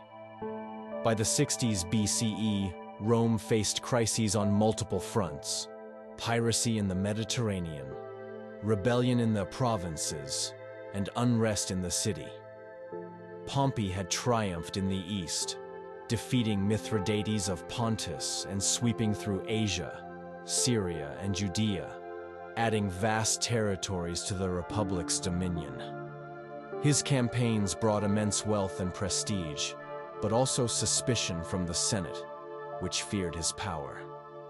Crassus, still hungry for glory to match his riches, sought opportunities for command. Caesar, though still rising, saw in their rivalry a chance to bind them together. He proposed an alliance, an informal pact, never written, but powerful nonetheless. It became known as the First Triumvirate. Through this alliance, the three men controlled Rome. Pompey gained ratification of his eastern settlements and land for his veterans. Crassus advanced his financial interests, and Caesar secured the consulship of 59 BCE. With their backing, he then obtained command in Gaul, a province that would become the stage of his greatest triumphs. The Senate, divided and impotent, could only watch as the balance of the Republic tilted further toward men who wielded not persuasion in the forum, but the loyalty of legions. The old system of checks and balances, of magistrates restrained by tradition, was collapsing under the weight of ambition and conquest. The decade that followed would see Caesar's star ascend higher than either Pompey or Crassus could imagine. While they maneuvered in Rome, he marched across Gaul, building an empire with the sword, writing dispatches that celebrated his victories and binding his soldiers to him with the spoils of conquest. Pompey and Crassus, once allies, would drift toward rivalry, and the triumvirate itself would crack beneath the strain of ambition. But for now, Rome was in the grip of these three men, and the Republic itself seemed a prize to be divided among them. The shadows of civil war lengthened, and the lessons of Marius and Sulla hung over the city. The stage was set for the rise of Caesar, the man who would carry the Republic into its greatest triumphs and its final collapse. When Julius Caesar departed for Gaul in 58 BCE, few in Rome could have foreseen how profoundly his command would alter the course of the Republic. To many senators, his governorship was an opportunity to remove a dangerous and ambitious man from the city, granting him power at the frontier but keeping him far from Rome's politics. To Caesar himself, however, Gaul was not exile, but opportunity. Beyond the Alps lay a land of tribal confederations, immense forests, and restless peoples, a place both threatening and ripe for conquest. For nearly a decade, Caesar waged war there, and through his campaigns, he transformed himself from an ambitious politician into the most formidable general of his age. The wars began with the Helvetii, a people who sought to migrate across Gaul, displacing others in their path. Caesar, seizing the moment, claimed they threatened Roman allies and marched to intercept them. His legions crushed the Helvetii at Bibracte, forcing survivors to return to their lands. From there, he turned to the Germanic king, Ariovistus, who had crossed the Rhine and established dominance in eastern Gaul. Caesar's victory over him secured Roman authority and demonstrated the superiority of the legions over tribal warbands. But these were only the beginnings. Over the years that followed, Caesar fought campaign after campaign, moving from tribe to tribe, exploiting rivalries, forging alliances, and then breaking them as needed. He presented his actions as defensive, always claiming to protect allies or punish aggressors. But the result was relentless expansion. One by one, the peoples of Gaul fell beneath Rome's advance. Caesar's campaigns were not mere skirmishes, but vast undertakings that tested the limits of Roman endurance. He built bridges across the Rhine in days, astonishing both Romans and Germans with feats of engineering meant to demonstrate Rome's reach. Twice he crossed the sea to Britain, a land known to traders, but never before touched by Roman legions. Though these expeditions achieved little permanent conquest, they added to his aura of invincibility, presenting him as a man who dared to go where no Roman had gone before. His dispatches to the Senate, written in clear, forceful prose, spread his fame throughout the city, shaping opinion and presenting himself as the champion of Rome's glory. The climax of his Gallic conquests came with the revolt of Vercingetorix, a charismatic leader who sought to unite the fractious tribes against Rome. For a brief moment, Gaul rose in fury, and Caesar faced his greatest test. At Gergovia, he suffered a rare defeat, his legions repulsed from the high ground. Yet he recovered, pursuing the Gauls with relentless determination. The final confrontation came at Alesia in 52 BCE, where Vercingetorix fortified himself within a stronghold atop a hill, surrounded by his warriors. Caesar, facing a force larger than his own, responded with brilliance. He built a double line of fortifications, one encircling the town to contain the enemy, another facing outward to hold off relief armies. Trapped between these walls, starved and desperate, the Gauls launched furious assaults, but the Roman lines held. When the relief army was defeated, Vercingetorix surrendered, riding forth in noble defiance before laying down his arms at Caesar's feet. With his capture, organized resistance in Gaul collapsed, and the entire region was brought under Roman dominion. The conquest of Gaul was a triumph of staggering scale. Caesar claimed to have subdued hundreds of tribes, destroyed thousands of villages, and brought millions under Rome's authority. His victories enriched him and his soldiers alike. The spoils of war flowed into their hands, forging a bond of loyalty unbreakable by time or distance. These were no longer merely legions of Rome. They were Caesar's legions, men who would follow him anywhere, bound not by law, but by personal devotion. In Gaul, Caesar had not only expanded the Republic's frontiers, but created the foundation of his own power. Rome now had within it a man who commanded both armies and adoration, a combination more dangerous than any external threat. Meanwhile, in Rome, the political alliance of the First Triumvirate was unraveling. Crassus, seeking glory to match Caesar and Pompey, embarked on a campaign against the Parthians in the east. At Carrhae in 53 BCE, his army was annihilated, and he himself was killed, his head taken as a trophy. The death of Crassus removed the balance between his two partners, leaving Pompey and Caesar to drift toward confrontation. Pompey, once Caesar's ally and even his son-in-law through marriage, grew closer to the Senate, which feared Caesar's rising dominance. The Senate, alarmed by reports from Gaul and Caesar's growing popularity, sought to curb him, demanding that he lay down his command and return to Rome as a private citizen. For Caesar, this would mean humiliation, prosecution, and political ruin.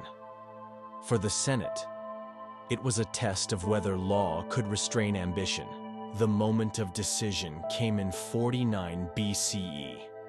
Ordered to disband his army, Caesar stood at the banks of the Rubicon, the small river that marked the boundary of his province. To cross with his legions was to declare war upon the Senate and Pompey. To obey was to surrender everything he had won. He chose to march.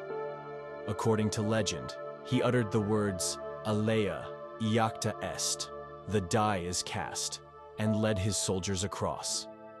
It was the most fateful step of his life, the beginning of a civil war that would consume the Republic. As news spread, panic seized Rome. Pompey and the Senate fled east, leaving the city to Caesar, who entered without bloodshed. The conquest of Gaul had given him the power. The crossing of the Rubicon gave him the will. The Republic, already wounded by decades of corruption and violence, now faced its final trial.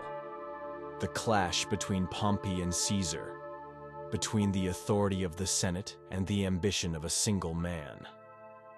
The crossing of the Rubicon in 49 BCE shattered the illusion that the Republic's laws could restrain ambition.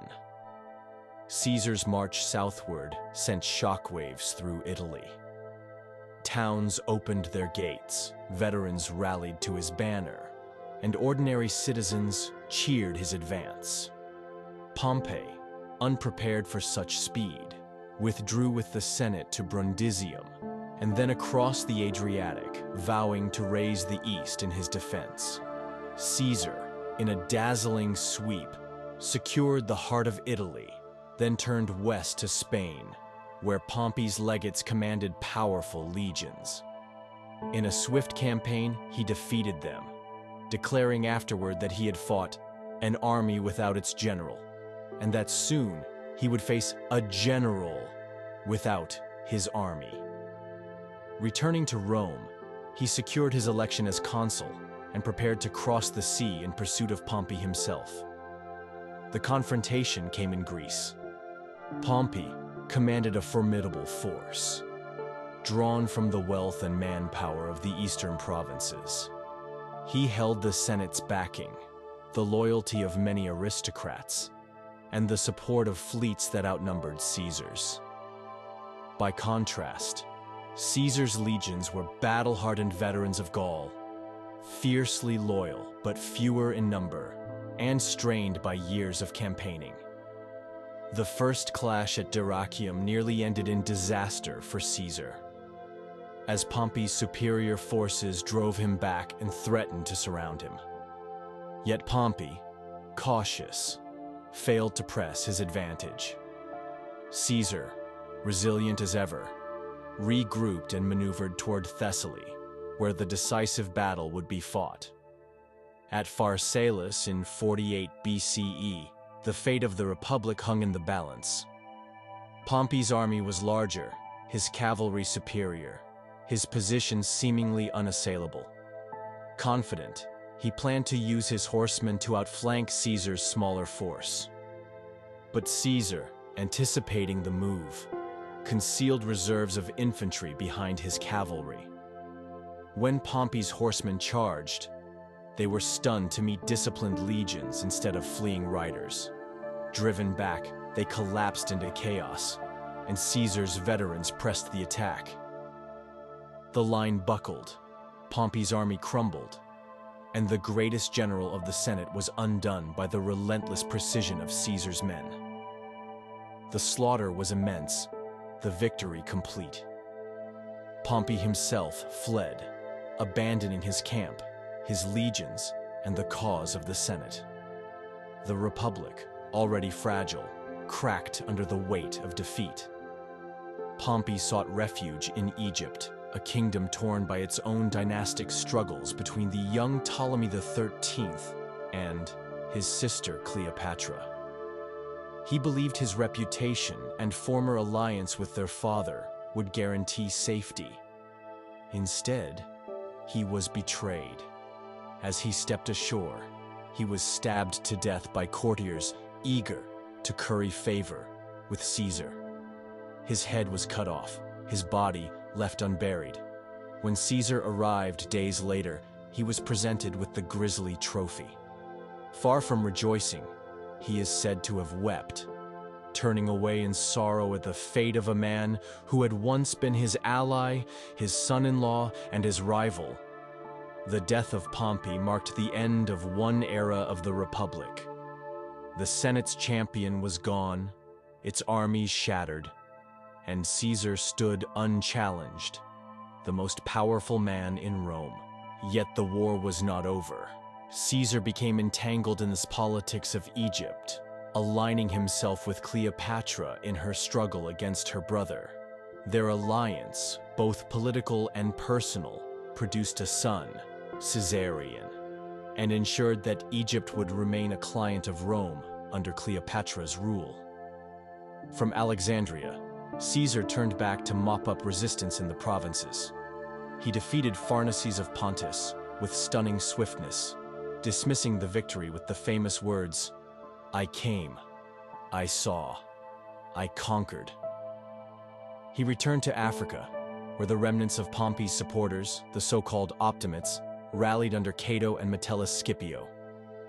At Thapsus in 46 BCE, Caesar's legions crushed them, and Cato, unwilling to submit, took his own life, becoming a martyr for the Republic in the eyes of its defenders. A year later, in Spain, Pompey's sons raised yet another army, but at Munda they too were defeated, ending the resistance once and for all. Caesar was now master of Rome. his rivals dead or scattered, his supremacy absolute. But absolute power sat uneasily within the framework of the Republic. Caesar returned to Rome not as a citizen among equals, but as a dictator, appointed for life, a position that alarmed even his allies. To many, he seemed the solution to chaos, the man who had restored order after decades of bloodshed. To others, he was a tyrant in all but name, a new king in a republic that had sworn never to endure monarchy again. He reformed the calendar, reorganized debts, expanded citizenship, and launched plans for colonies and public works. He pardoned many enemies, seeking reconciliation. Yet his clemency was often interpreted as arrogance, as though he were a monarch dispensing mercy. His dominance was undeniable, and with it came whispers, rumors, and plots. The Republic, fragile and battered, faced its final crisis. Would Caesar transform it into something new? Or would the old order strike back in desperate defense of its ideals? When Caesar returned to Rome after his victories, he was no longer merely the greatest general of the Republic. He was the Republic itself. With Pompey dead and the Senate powerless, all authority flowed through him. He was named dictator, first for a year, then for 10, and finally for life. Titles, honors, and privileges piled upon him. Imperator, Pontifex Maximus, consul, tribune of the people. He wore the purple and the laurel, sat upon a gilded chair, and was saluted as the father of his country. For many citizens, weary of decades of chaos, his dominance brought relief. The markets were stable, the streets secure, the provinces governed with efficiency. Caesar, with his sweeping reforms, seemed to offer the stability Rome had long lacked. But beneath this facade of peace lay unease. For his power was unprecedented, his ambition unchecked, and the memory of kingship haunted Roman minds. Caesar understood that if Rome was to endure as a Mediterranean empire, it needed restructuring. He reformed the calendar, aligning it with the solar year in a system that would endure for centuries as the Julian calendar. He launched grand building projects, expanded the Senate to include men from the provinces, and offered citizenship to communities beyond Italy, binding them to Rome with rights rather than mere subjugation. He planned colonies to settle veterans and the poor, relieving pressure on the crowded city and spreading Roman influence abroad. He reduced debts, regulated taxes, and sought to curb the worst excesses of governors in the provinces. His vision was of a Rome transformed from a city-state into a true empire, governed not by the narrow aristocracy of old, but by a broader and more centralized authority. To his supporters, these reforms were signs of genius. To his enemies, they were the trappings of monarchy. What disturbed the Senate most was not Caesar's efficiency, but his symbolism. Statues were erected to him among those of the gods. His image was stamped on coins, a practice reserved for kings. He was granted the title, Dictator Perpetuo, dictator for life. Whispers spread that he sought the crown outright.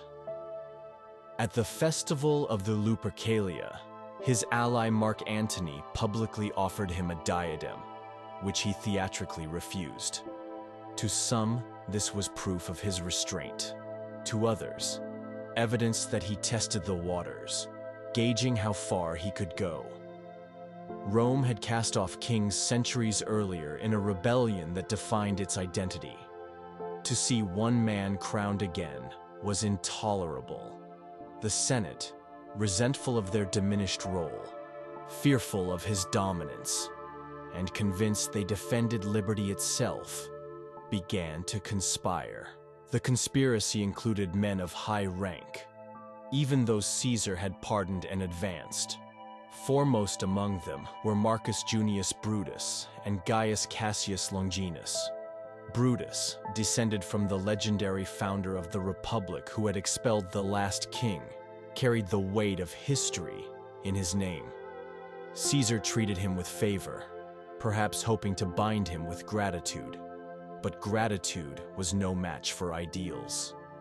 Cassius, sharp and embittered, nursed grievances and channeled them into resolve. Around them gathered senators who feared their own eclipse. They swore an oath to strike, not merely for themselves, but for Rome, for liberty, for the Republic they believed was slipping into tyranny. The chosen day was the Ides of March, March 15th, 44 BCE. Caesar, despite warnings from seers and dreams foretelling doom, prepared to attend a session of the Senate.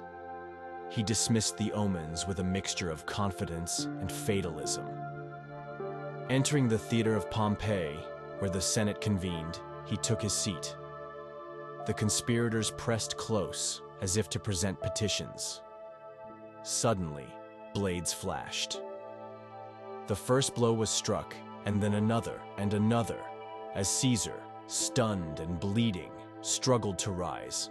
Surrounded, he saw Brutus among them, and whether in reproach or resignation, tradition remembers his words. Et tu, Brute. Struck 23 times, he fell at the foot of Pompey's statue, his blood mingling with the base of the man he had defeated, as though fate mocked the conqueror in his last moments. The news of Caesar's death spread like wildfire. The senators who struck believed they had saved the Republic, that Rome would rejoice in the return of liberty. Instead, chaos erupted. The people mourned their champion. The soldiers raged at the murder of their commander.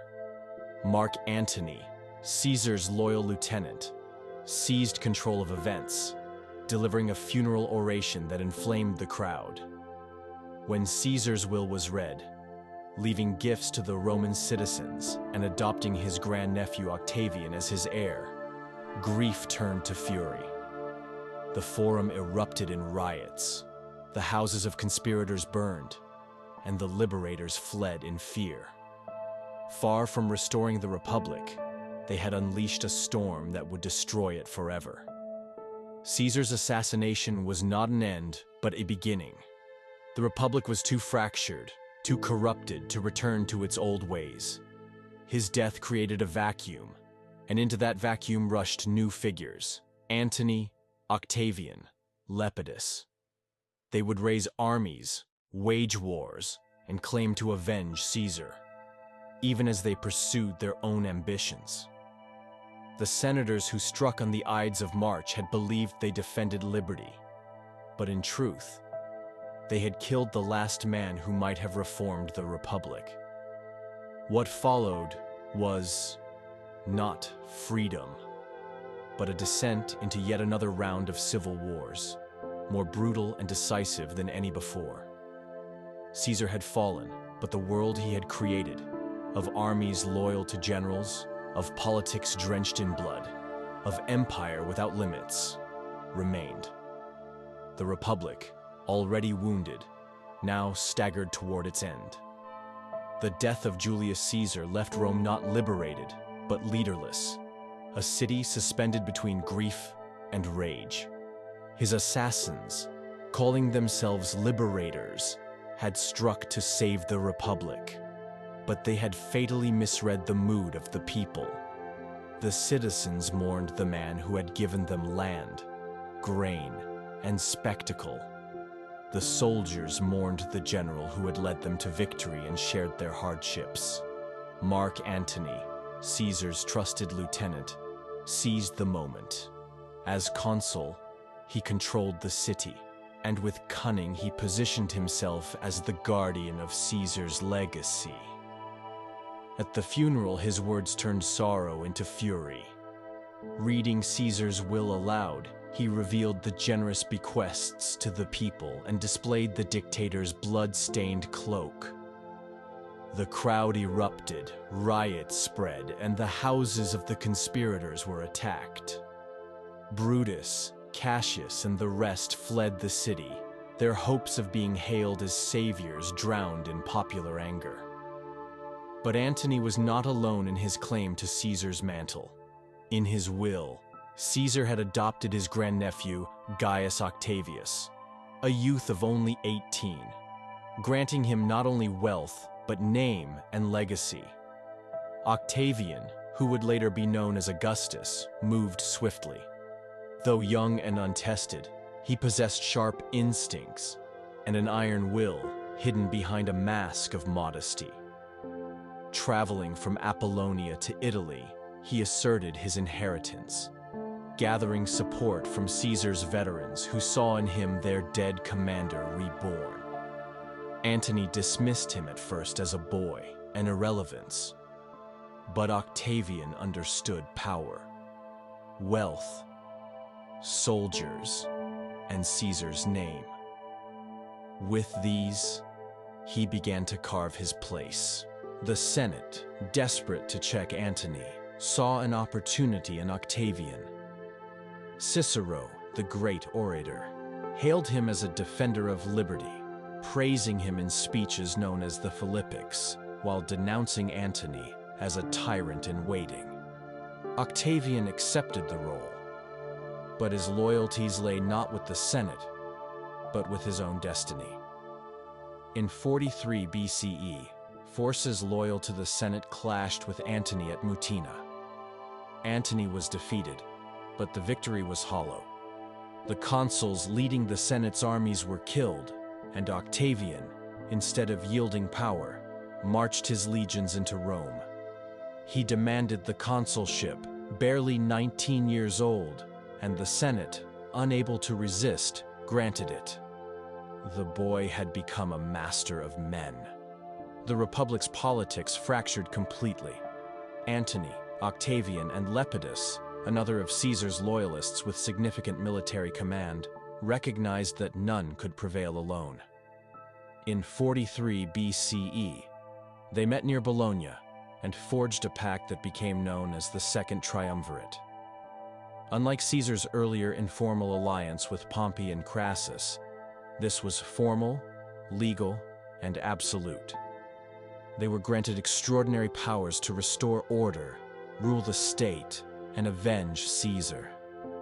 Their first act was brutal: the proscriptions. Lists of enemies were drawn up, names posted in the forum, and death decreed for those who opposed them. Wealthy men were murdered for their fortunes, rivals cut down for their positions, and among the victims was Cicero himself. Hunted, betrayed, and finally executed, his severed head and hands were displayed in the forum, a grim symbol of what had become of liberty. With their enemies purged from Rome, the triumvirs turned to the east, where Brutus and Cassius had gathered armies. The liberators, having fled Italy, commanded vast forces in Macedonia and Asia, funded by plunder and supported by senators who still dreamed of restoring the Republic. The decisive confrontation came in 42 BCE at Philippi.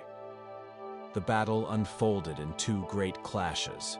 In the first, Brutus triumphed over Octavian's forces, driving them from the field, while Antony crushed Cassius, who, believing all was lost, fell upon his own sword. Weeks later, the armies met again. Antony, bold and skillful, outmaneuvered Brutus, and his lines broke. Surrounded and defeated, Brutus chose suicide over capture, following the grim path of his ancestor, who had expelled the kings centuries before. With his death, the cause of the Republic collapsed. The liberators were gone, their armies surrendered, their dream of restoring the old order extinguished. The victors divided the empire among themselves. Antony took the east, rich in wealth and ancient kingdoms. Octavian claimed the west, Italy, and Gaul. Lepidus, less powerful, received Africa. But the triumvirate was not a partnership of equals. Antony, seasoned in command and radiant with charisma, was the senior in glory. Octavian, quiet and calculating, was underestimated by many, dismissed as a boy clinging to Caesar's name. Yet behind his modesty lay patience, ruthlessness, and a vision of power. Lepidus, though useful, would soon fade into irrelevance. What remained was an inevitable struggle between Antony and Octavian, a contest that would decide not only mastery of Rome, but the fate of the Republic itself. The Republic, by this point, was little more than a word. The Senate existed, magistrates were elected, laws were passed. But real power lay with the generals and their legions. The dream of restoring the old system had perished with Brutus and Cassius at Philippi. In its place stood a harsher reality. Rome would be ruled by the strongest, by those who commanded armies and controlled wealth. The triumvirs had avenged Caesar, but in doing so they had buried the Republic deeper than ever. Ahead loomed a final reckoning. For Rome was not large enough to be ruled by two masters. The world watched as Antony and Octavian, once allies in vengeance, drifted toward enmity, their rivalry destined to culminate in the final transformation of Rome. After Philippi, the world seemed divided neatly between the victors. Antony ruled in the east, commanding immense wealth and the loyalty of legions stationed across Greece, Asia, and the Levant. Octavian held Italy in the west, a position central but unstable, where veterans clamored for land, debts mounted, and the city of Rome seethed with unrest. Lepidus lingered in Africa, a third wheel in a partnership that was never destined to last. Though Antony and Octavian still cloaked their relationship in the language of brotherhood, beneath the surface lay suspicion, jealousy, and the slow recognition that only one of them could ultimately command Rome. The uneasy peace between them was no more than a prelude to war. Antony's fortunes seemed brightest at first.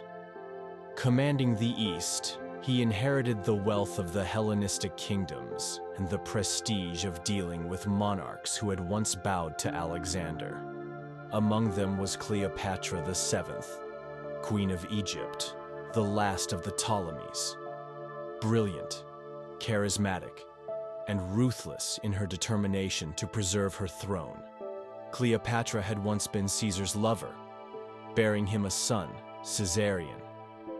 And now she allied herself with Antony. Their meeting at Tarsus was legendary. Cleopatra sailed up the river in a barge adorned with purple sails, dressed as Aphrodite, enthralling Antony with her presence. Their alliance quickly became personal. Antony followed her to Alexandria, where they lived in splendor, feasting and ruling as though they were monarchs of a new age. To his enemies in Rome, it was scandalous. A Roman general enthralled by an Eastern queen, forgetting his duties for luxury. To Antony, it was strategy as well as passion. Egypt's wealth and fleets made Cleopatra a powerful ally in his plans to dominate the East. Octavian, meanwhile, faced troubles of his own. Italy simmered with discontent as thousands of veterans demanded land, promised to them after years of service. To meet these demands, Octavian confiscated estates, displacing countless families and breeding resentment among the dispossessed. Rebellions flared, most notably that of Lucius Antonius, Mark Antony's brother, who seized Rome for a time before Octavian besieged and defeated him. At the same time, Sextus Pompey, son of the great Pompey, commanded a fleet in Sicily, threatening Rome's grain supply. Starvation loomed until Octavian, with the aid of Marcus Agrippa, his brilliant admiral and lifelong friend, crushed Sextus in a series of naval battles. Lepidus, attempting to assert himself afterward, was swiftly sidelined. Octavian stripped him of power and reduced him to obscurity. The triumvirate had been reduced to two. For a time, peace was restored through a marriage alliance.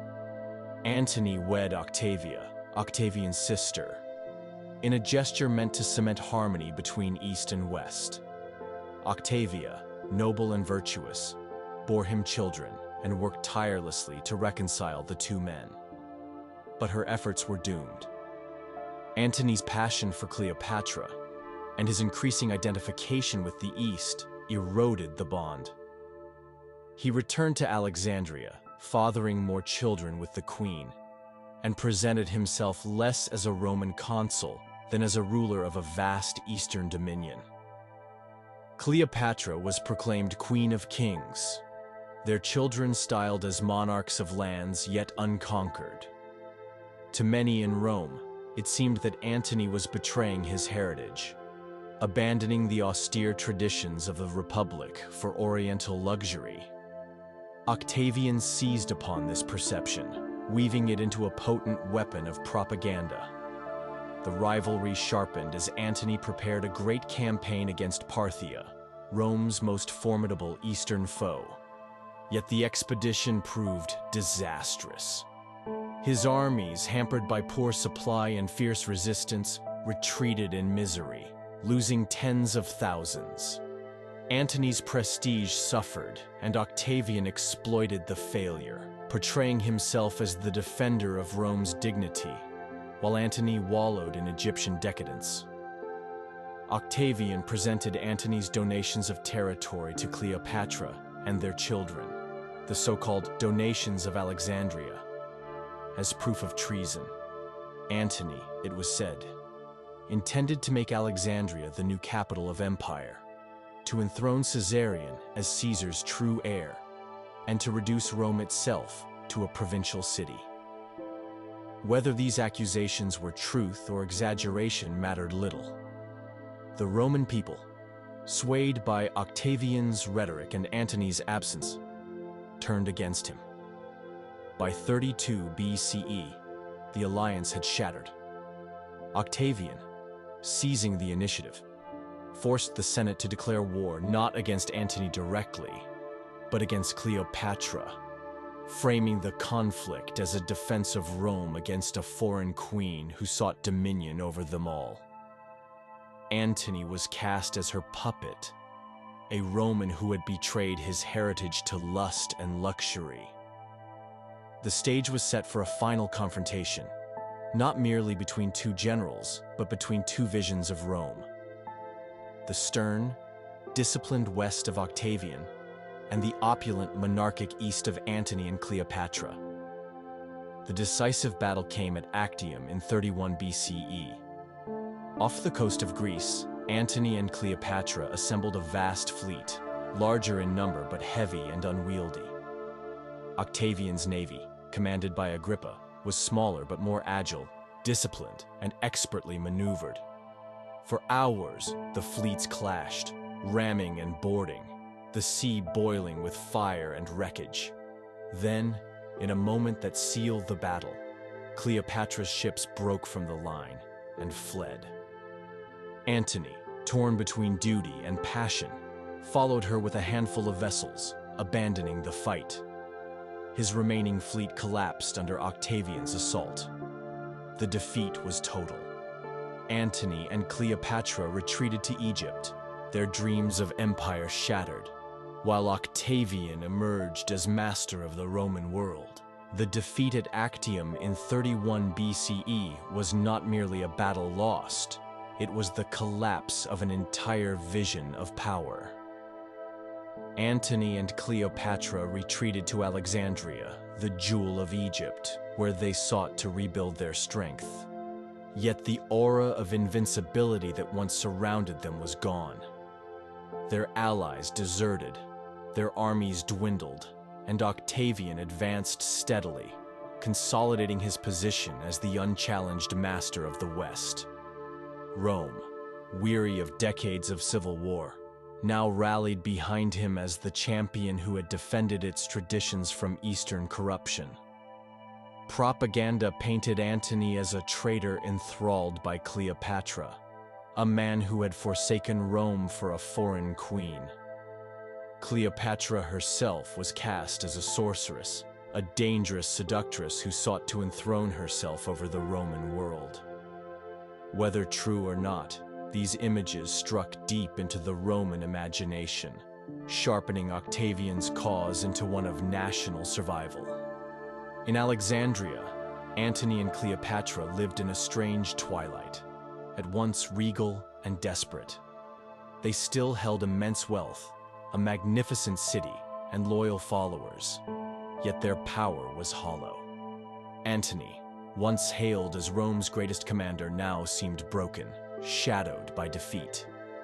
Cleopatra, resourceful and proud, worked tirelessly to negotiate with Octavian to protect her throne and her children. But Octavian was merciless. He rejected compromise, determined to end their rule and bring Egypt under Roman dominion. For him, the war was not only about victory, but about legitimacy. To rule Rome, he needed to destroy every rival, erase every alternative vision of Caesar's legacy, and present himself as the sole savior of the Republic. In 30 BCE, Octavian marched on Egypt. His legions crossed the desert with ruthless efficiency, pressing toward Alexandria. Antony's forces, weary and disheartened, could not resist. A final, desperate battle was fought outside the city. Antony's cavalry deserted, his infantry collapsed, and his navy surrendered without contest. Defeated, dishonored, and abandoned, Antony returned to the city in despair. Rumors reached him that Cleopatra had already taken her life. Broken by the thought, he fell upon his sword. Yet the wound was not immediately fatal. Carried to Cleopatra's chamber, he died in her arms, their tragic romance sealed in blood. For Rome, Antony's death was the end of a man who might have rivaled Caesar. For Cleopatra, it was the collapse of the only partnership strong enough to resist Octavian. Cleopatra, however, had not yet chosen death. Determined to protect her children and perhaps salvage Egypt's independence, she sought to negotiate with Octavian. She attempted to charm him as she had Caesar and Antony, but Octavian was unmoved. Cold, calculating, and pitiless, he saw her not as an ally, but as a prize to display in his triumph. Realizing that she would be paraded in chains through the streets of Rome, Cleopatra made her final decision. Retreating to her mausoleum, she prepared herself for death in the manner of a queen. According to legend, she allowed an asp, a venomous serpent, to bite her, though some say poison was applied in secret. However it occurred, she died with dignity, the last of the Ptolemies, defiant even in defeat. Her servants followed her into death, unwilling to leave her side. With Cleopatra's passing, Egypt, the last great Hellenistic kingdom, fell to Rome. Octavian entered Alexandria in triumph. Egypt was declared a Roman province, its wealth flowing directly into his hands. The grain of the Nile, the treasures of the Ptolemies, the ports of the Mediterranean, all became instruments of his power. Caesarion, Cleopatra's son by Caesar, was captured and quietly executed. For Octavian would tolerate no rival, no alternative heir to the great Julius. The children of Antony and Cleopatra were spared, sent to Rome to be raised in obscurity. The dynasty of the Ptolemies, which had ruled for 3 centuries since the days of Alexander, was no more. Rome now commanded not only the Mediterranean, but also the richest land of the ancient world. With this conquest, Octavian's supremacy was beyond challenge. Returning to Rome, Octavian staged a triumph that surpassed all others. He paraded the spoils of Egypt, the wealth of a kingdom, and the symbols of victory over Antony and Cleopatra. Yet, he was careful too. He styled himself not as a conqueror of Romans, but as the defender of Rome against foreign corruption. Antony was dead, his memory tarnished, his betrayal emphasized. Cleopatra was portrayed as the true enemy, the foreign queen who had dared to dream of empire. In this narrative, Octavian appeared not as another warlord, but as the savior who had ended decades of civil war, restored order, and avenged the honor of Rome. The people rejoiced, weary of chaos, ready to embrace peace even at the cost of liberty. In 27 BCE, Octavian performed the masterstroke of his career. Standing before the Senate, he declared that he was restoring the Republic, relinquishing extraordinary powers to return authority to the traditional institutions. The gesture was theatrical, but the Senate, awed and grateful, begged him to retain control.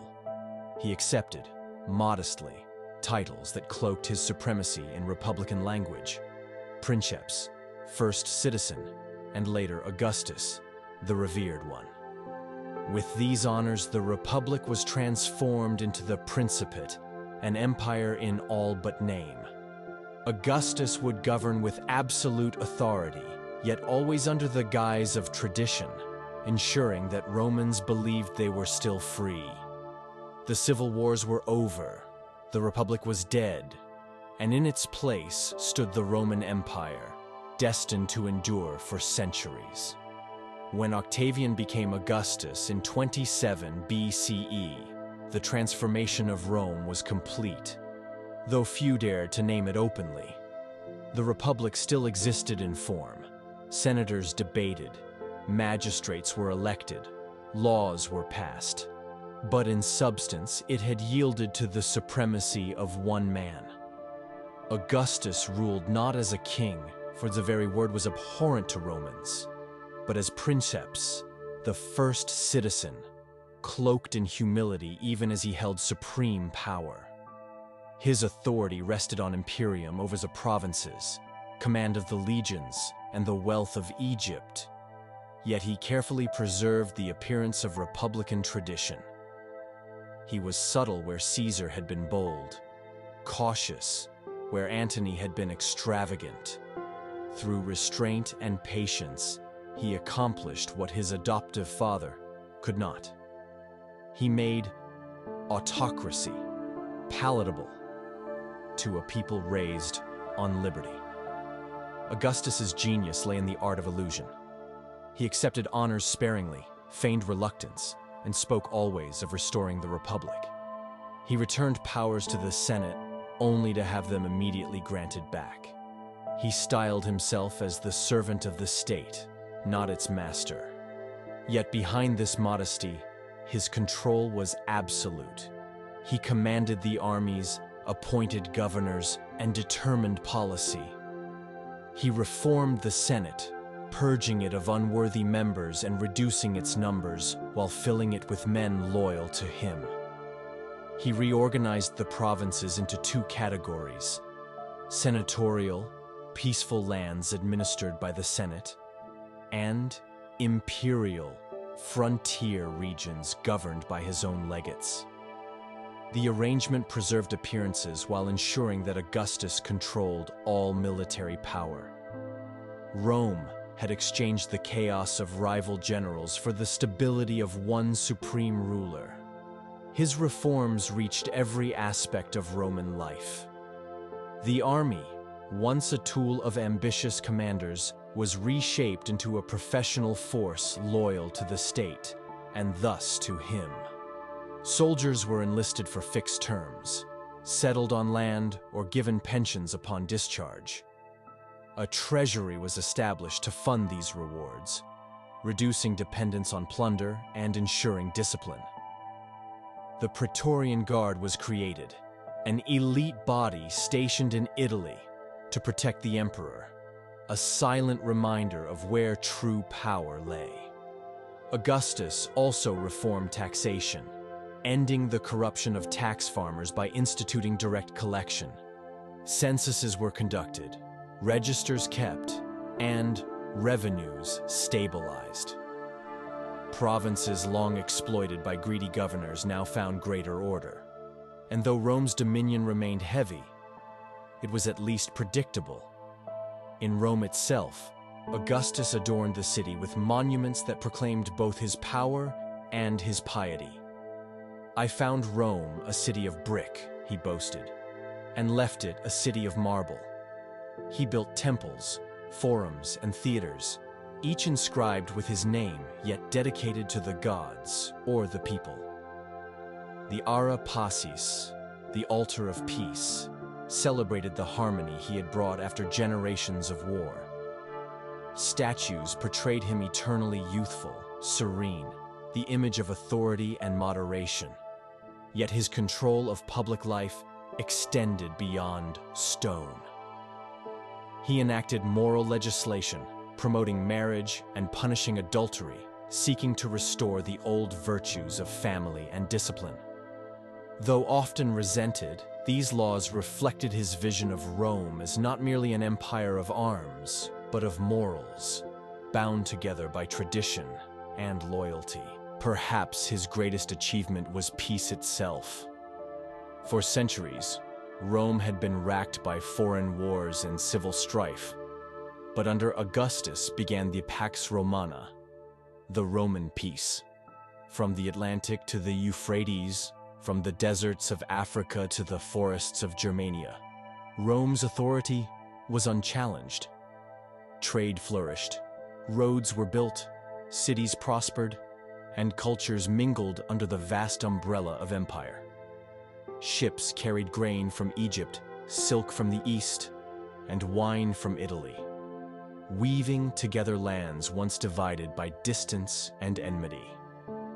Security allowed art and literature to bloom. Poets like Virgil, Horace, and Ovid flourished under Augustus's patronage, giving Rome a cultural golden age that matched its political triumph.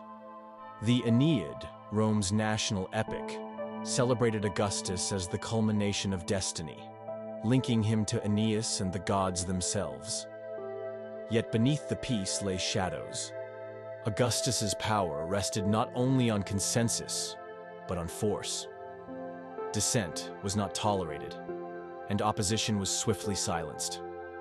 The Senate, though preserved, had become a ceremonial body, its independence a memory. The assemblies of the people were stripped of real power, their votes orchestrated by imperial will. Rome remained free in name, but not in reality. Augustus, unlike Caesar, had no need to flaunt his dominance. His mastery was so complete that it no longer required display. But the delicate balance he created depended on his own skill. The question of succession loomed, for though Augustus could control his own life, he could not guarantee that the system would endure without him. Still, for the Romans of his age, the benefits outweighed the costs. After generations of chaos, they enjoyed stability.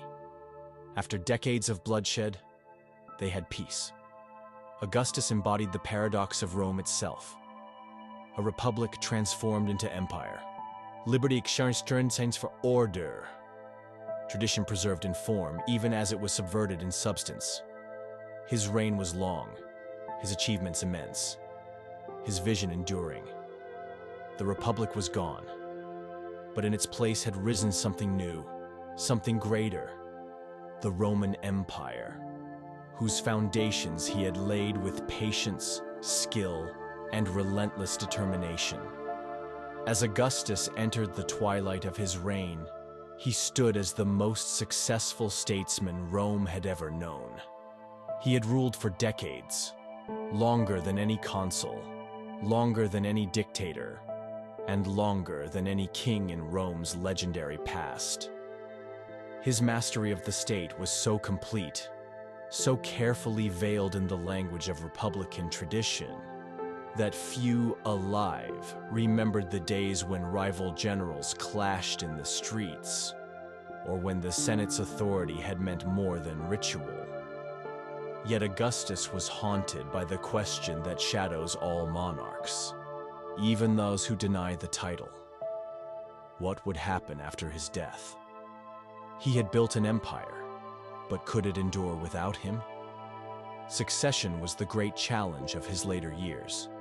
Augustus had no surviving sons, and his line of heirs was marked by tragedy. His beloved nephew Marcellus, once seen as a rising star, died young. His grandsons Gaius and Lucius, adopted as sons to secure continuity, also perished before their time. Fate seemed to strip him of each chosen heir. At last, with little alternative, Augustus turned to Tiberius, his stepson by his marriage to Livia. Tiberius was capable, a proven general, but dour, withdrawn, and unpopular. Augustus himself had often disliked him, yet necessity prevailed. Tiberius was adopted as his son and heir, groomed to inherit the mantle of power. It was not the smooth transition Augustus had hoped for, but it was sufficient to ensure the system he had built would survive. In his final years, Augustus remained active, overseeing laws, appointing officials, and maintaining the fragile balance between appearance and reality. He traveled often, inspecting provinces, ensuring the frontiers were secure. He saw firsthand the limits of Roman power in the forests of Germania, where in 9 CE 3 legions under Varus were annihilated by Arminius in the Teutoburg forest. The disaster was a bitter blow, and Augustus, devastated, was said to have cried, "Quinctilius Varus, give me back my legions." Yet even this catastrophe did not undo his achievements. The Rhine became the frontier, and Rome endured, stronger for its discipline and cohesion. What Augustus had created was not fragile, but resilient, a system able to withstand even calamity. By the time of his death in 14 CE, Augustus had ruled for more than 40 years. His passing was marked with solemnity and grandeur. The Senate, ever obedient, declared him a god, consecrating him as Divus Augustus. Temples were raised in his honor, and his memory became sacred, woven into the fabric of Roman religion. His mausoleum stood as a symbol of his dynasty, the Julian line that would continue to rule in his name. The people mourned him as the man who had ended their suffering, who had brought peace to a world torn apart by civil war. Even his critics, those who resented his dominance, could not deny the scale of his achievement. He had turned a fractured republic into a stable empire, ensuring its survival for centuries to come. The legacy of Augustus was immense. He had given Rome a new political order, one that preserved the outward forms of the republic while concentrating power in the hands of one man. He had created a professional army loyal to the state, established a system of provincial governance, and laid the foundations of an empire that stretched across 3 continents. The Pax Romana he inaugurated would endure for generations, bringing prosperity, trade, and cultural flourishing. Yet his reign also marked the end of the Republic's ideals.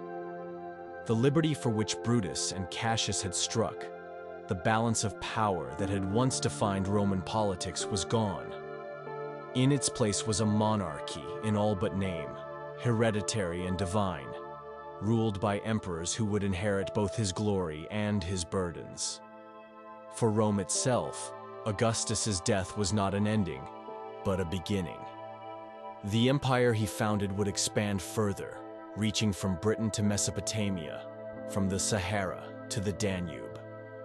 Emperors would rise and fall, some wise, some cruel, some mad. But the structure Augustus had built would endure. His reign was the hinge of history. The moment when Rome ceased to be a republic and became an empire. When its destiny shifted from a city-state ruling Italy to a superpower dominating the known world. His life, marked by patience, cunning, and vision, left a legacy so profound that his name, Augustus, became synonymous with majesty itself. Even centuries later, emperors would be measured against him, judged by whether they preserved or squandered the order he had created. In the end, Augustus achieved what no Roman before him had managed. He gave Rome peace. The bloodshed of the civil wars faded into memory, replaced by the grandeur of marble cities, the order of roads and laws, the splendor of a world united under one rule. The Republic had died, but from its ashes rose something enduring, magnificent and terrible. The Roman Empire, the greatest political creation of the ancient world. And at its foundation stood Augustus, the man who had turned destiny into reality, who had cast aside the chaos of the past and built a world that would endure for centuries, shaping the course of history long after his ashes had cooled in his mausoleum on the banks of the Tiber. As our gentle journey through the founding, struggles, and triumphs of Rome draws to a close, feel the lingering echoes of these ancient stories settling softly around you. From myth and fratricide to conquest and empire, the tale of Rome is not merely history, but a mirror of ambition, resilience, and destiny. The legendary twins, the 7 hills, the clashes of senate and soldiers, the rise of Caesar, the fall of the Republic, and the dawn of Augustus's empire. These are not just distant events, but the fundamental, enduring chapters of a civilization's soul. They remind us that even the grandest empires are born in chaos, shaped by struggle and carried forward by vision. Allow the images of Rome's marble forms, its bustling legions, and its eternal Tiber River to settle gently in your mind.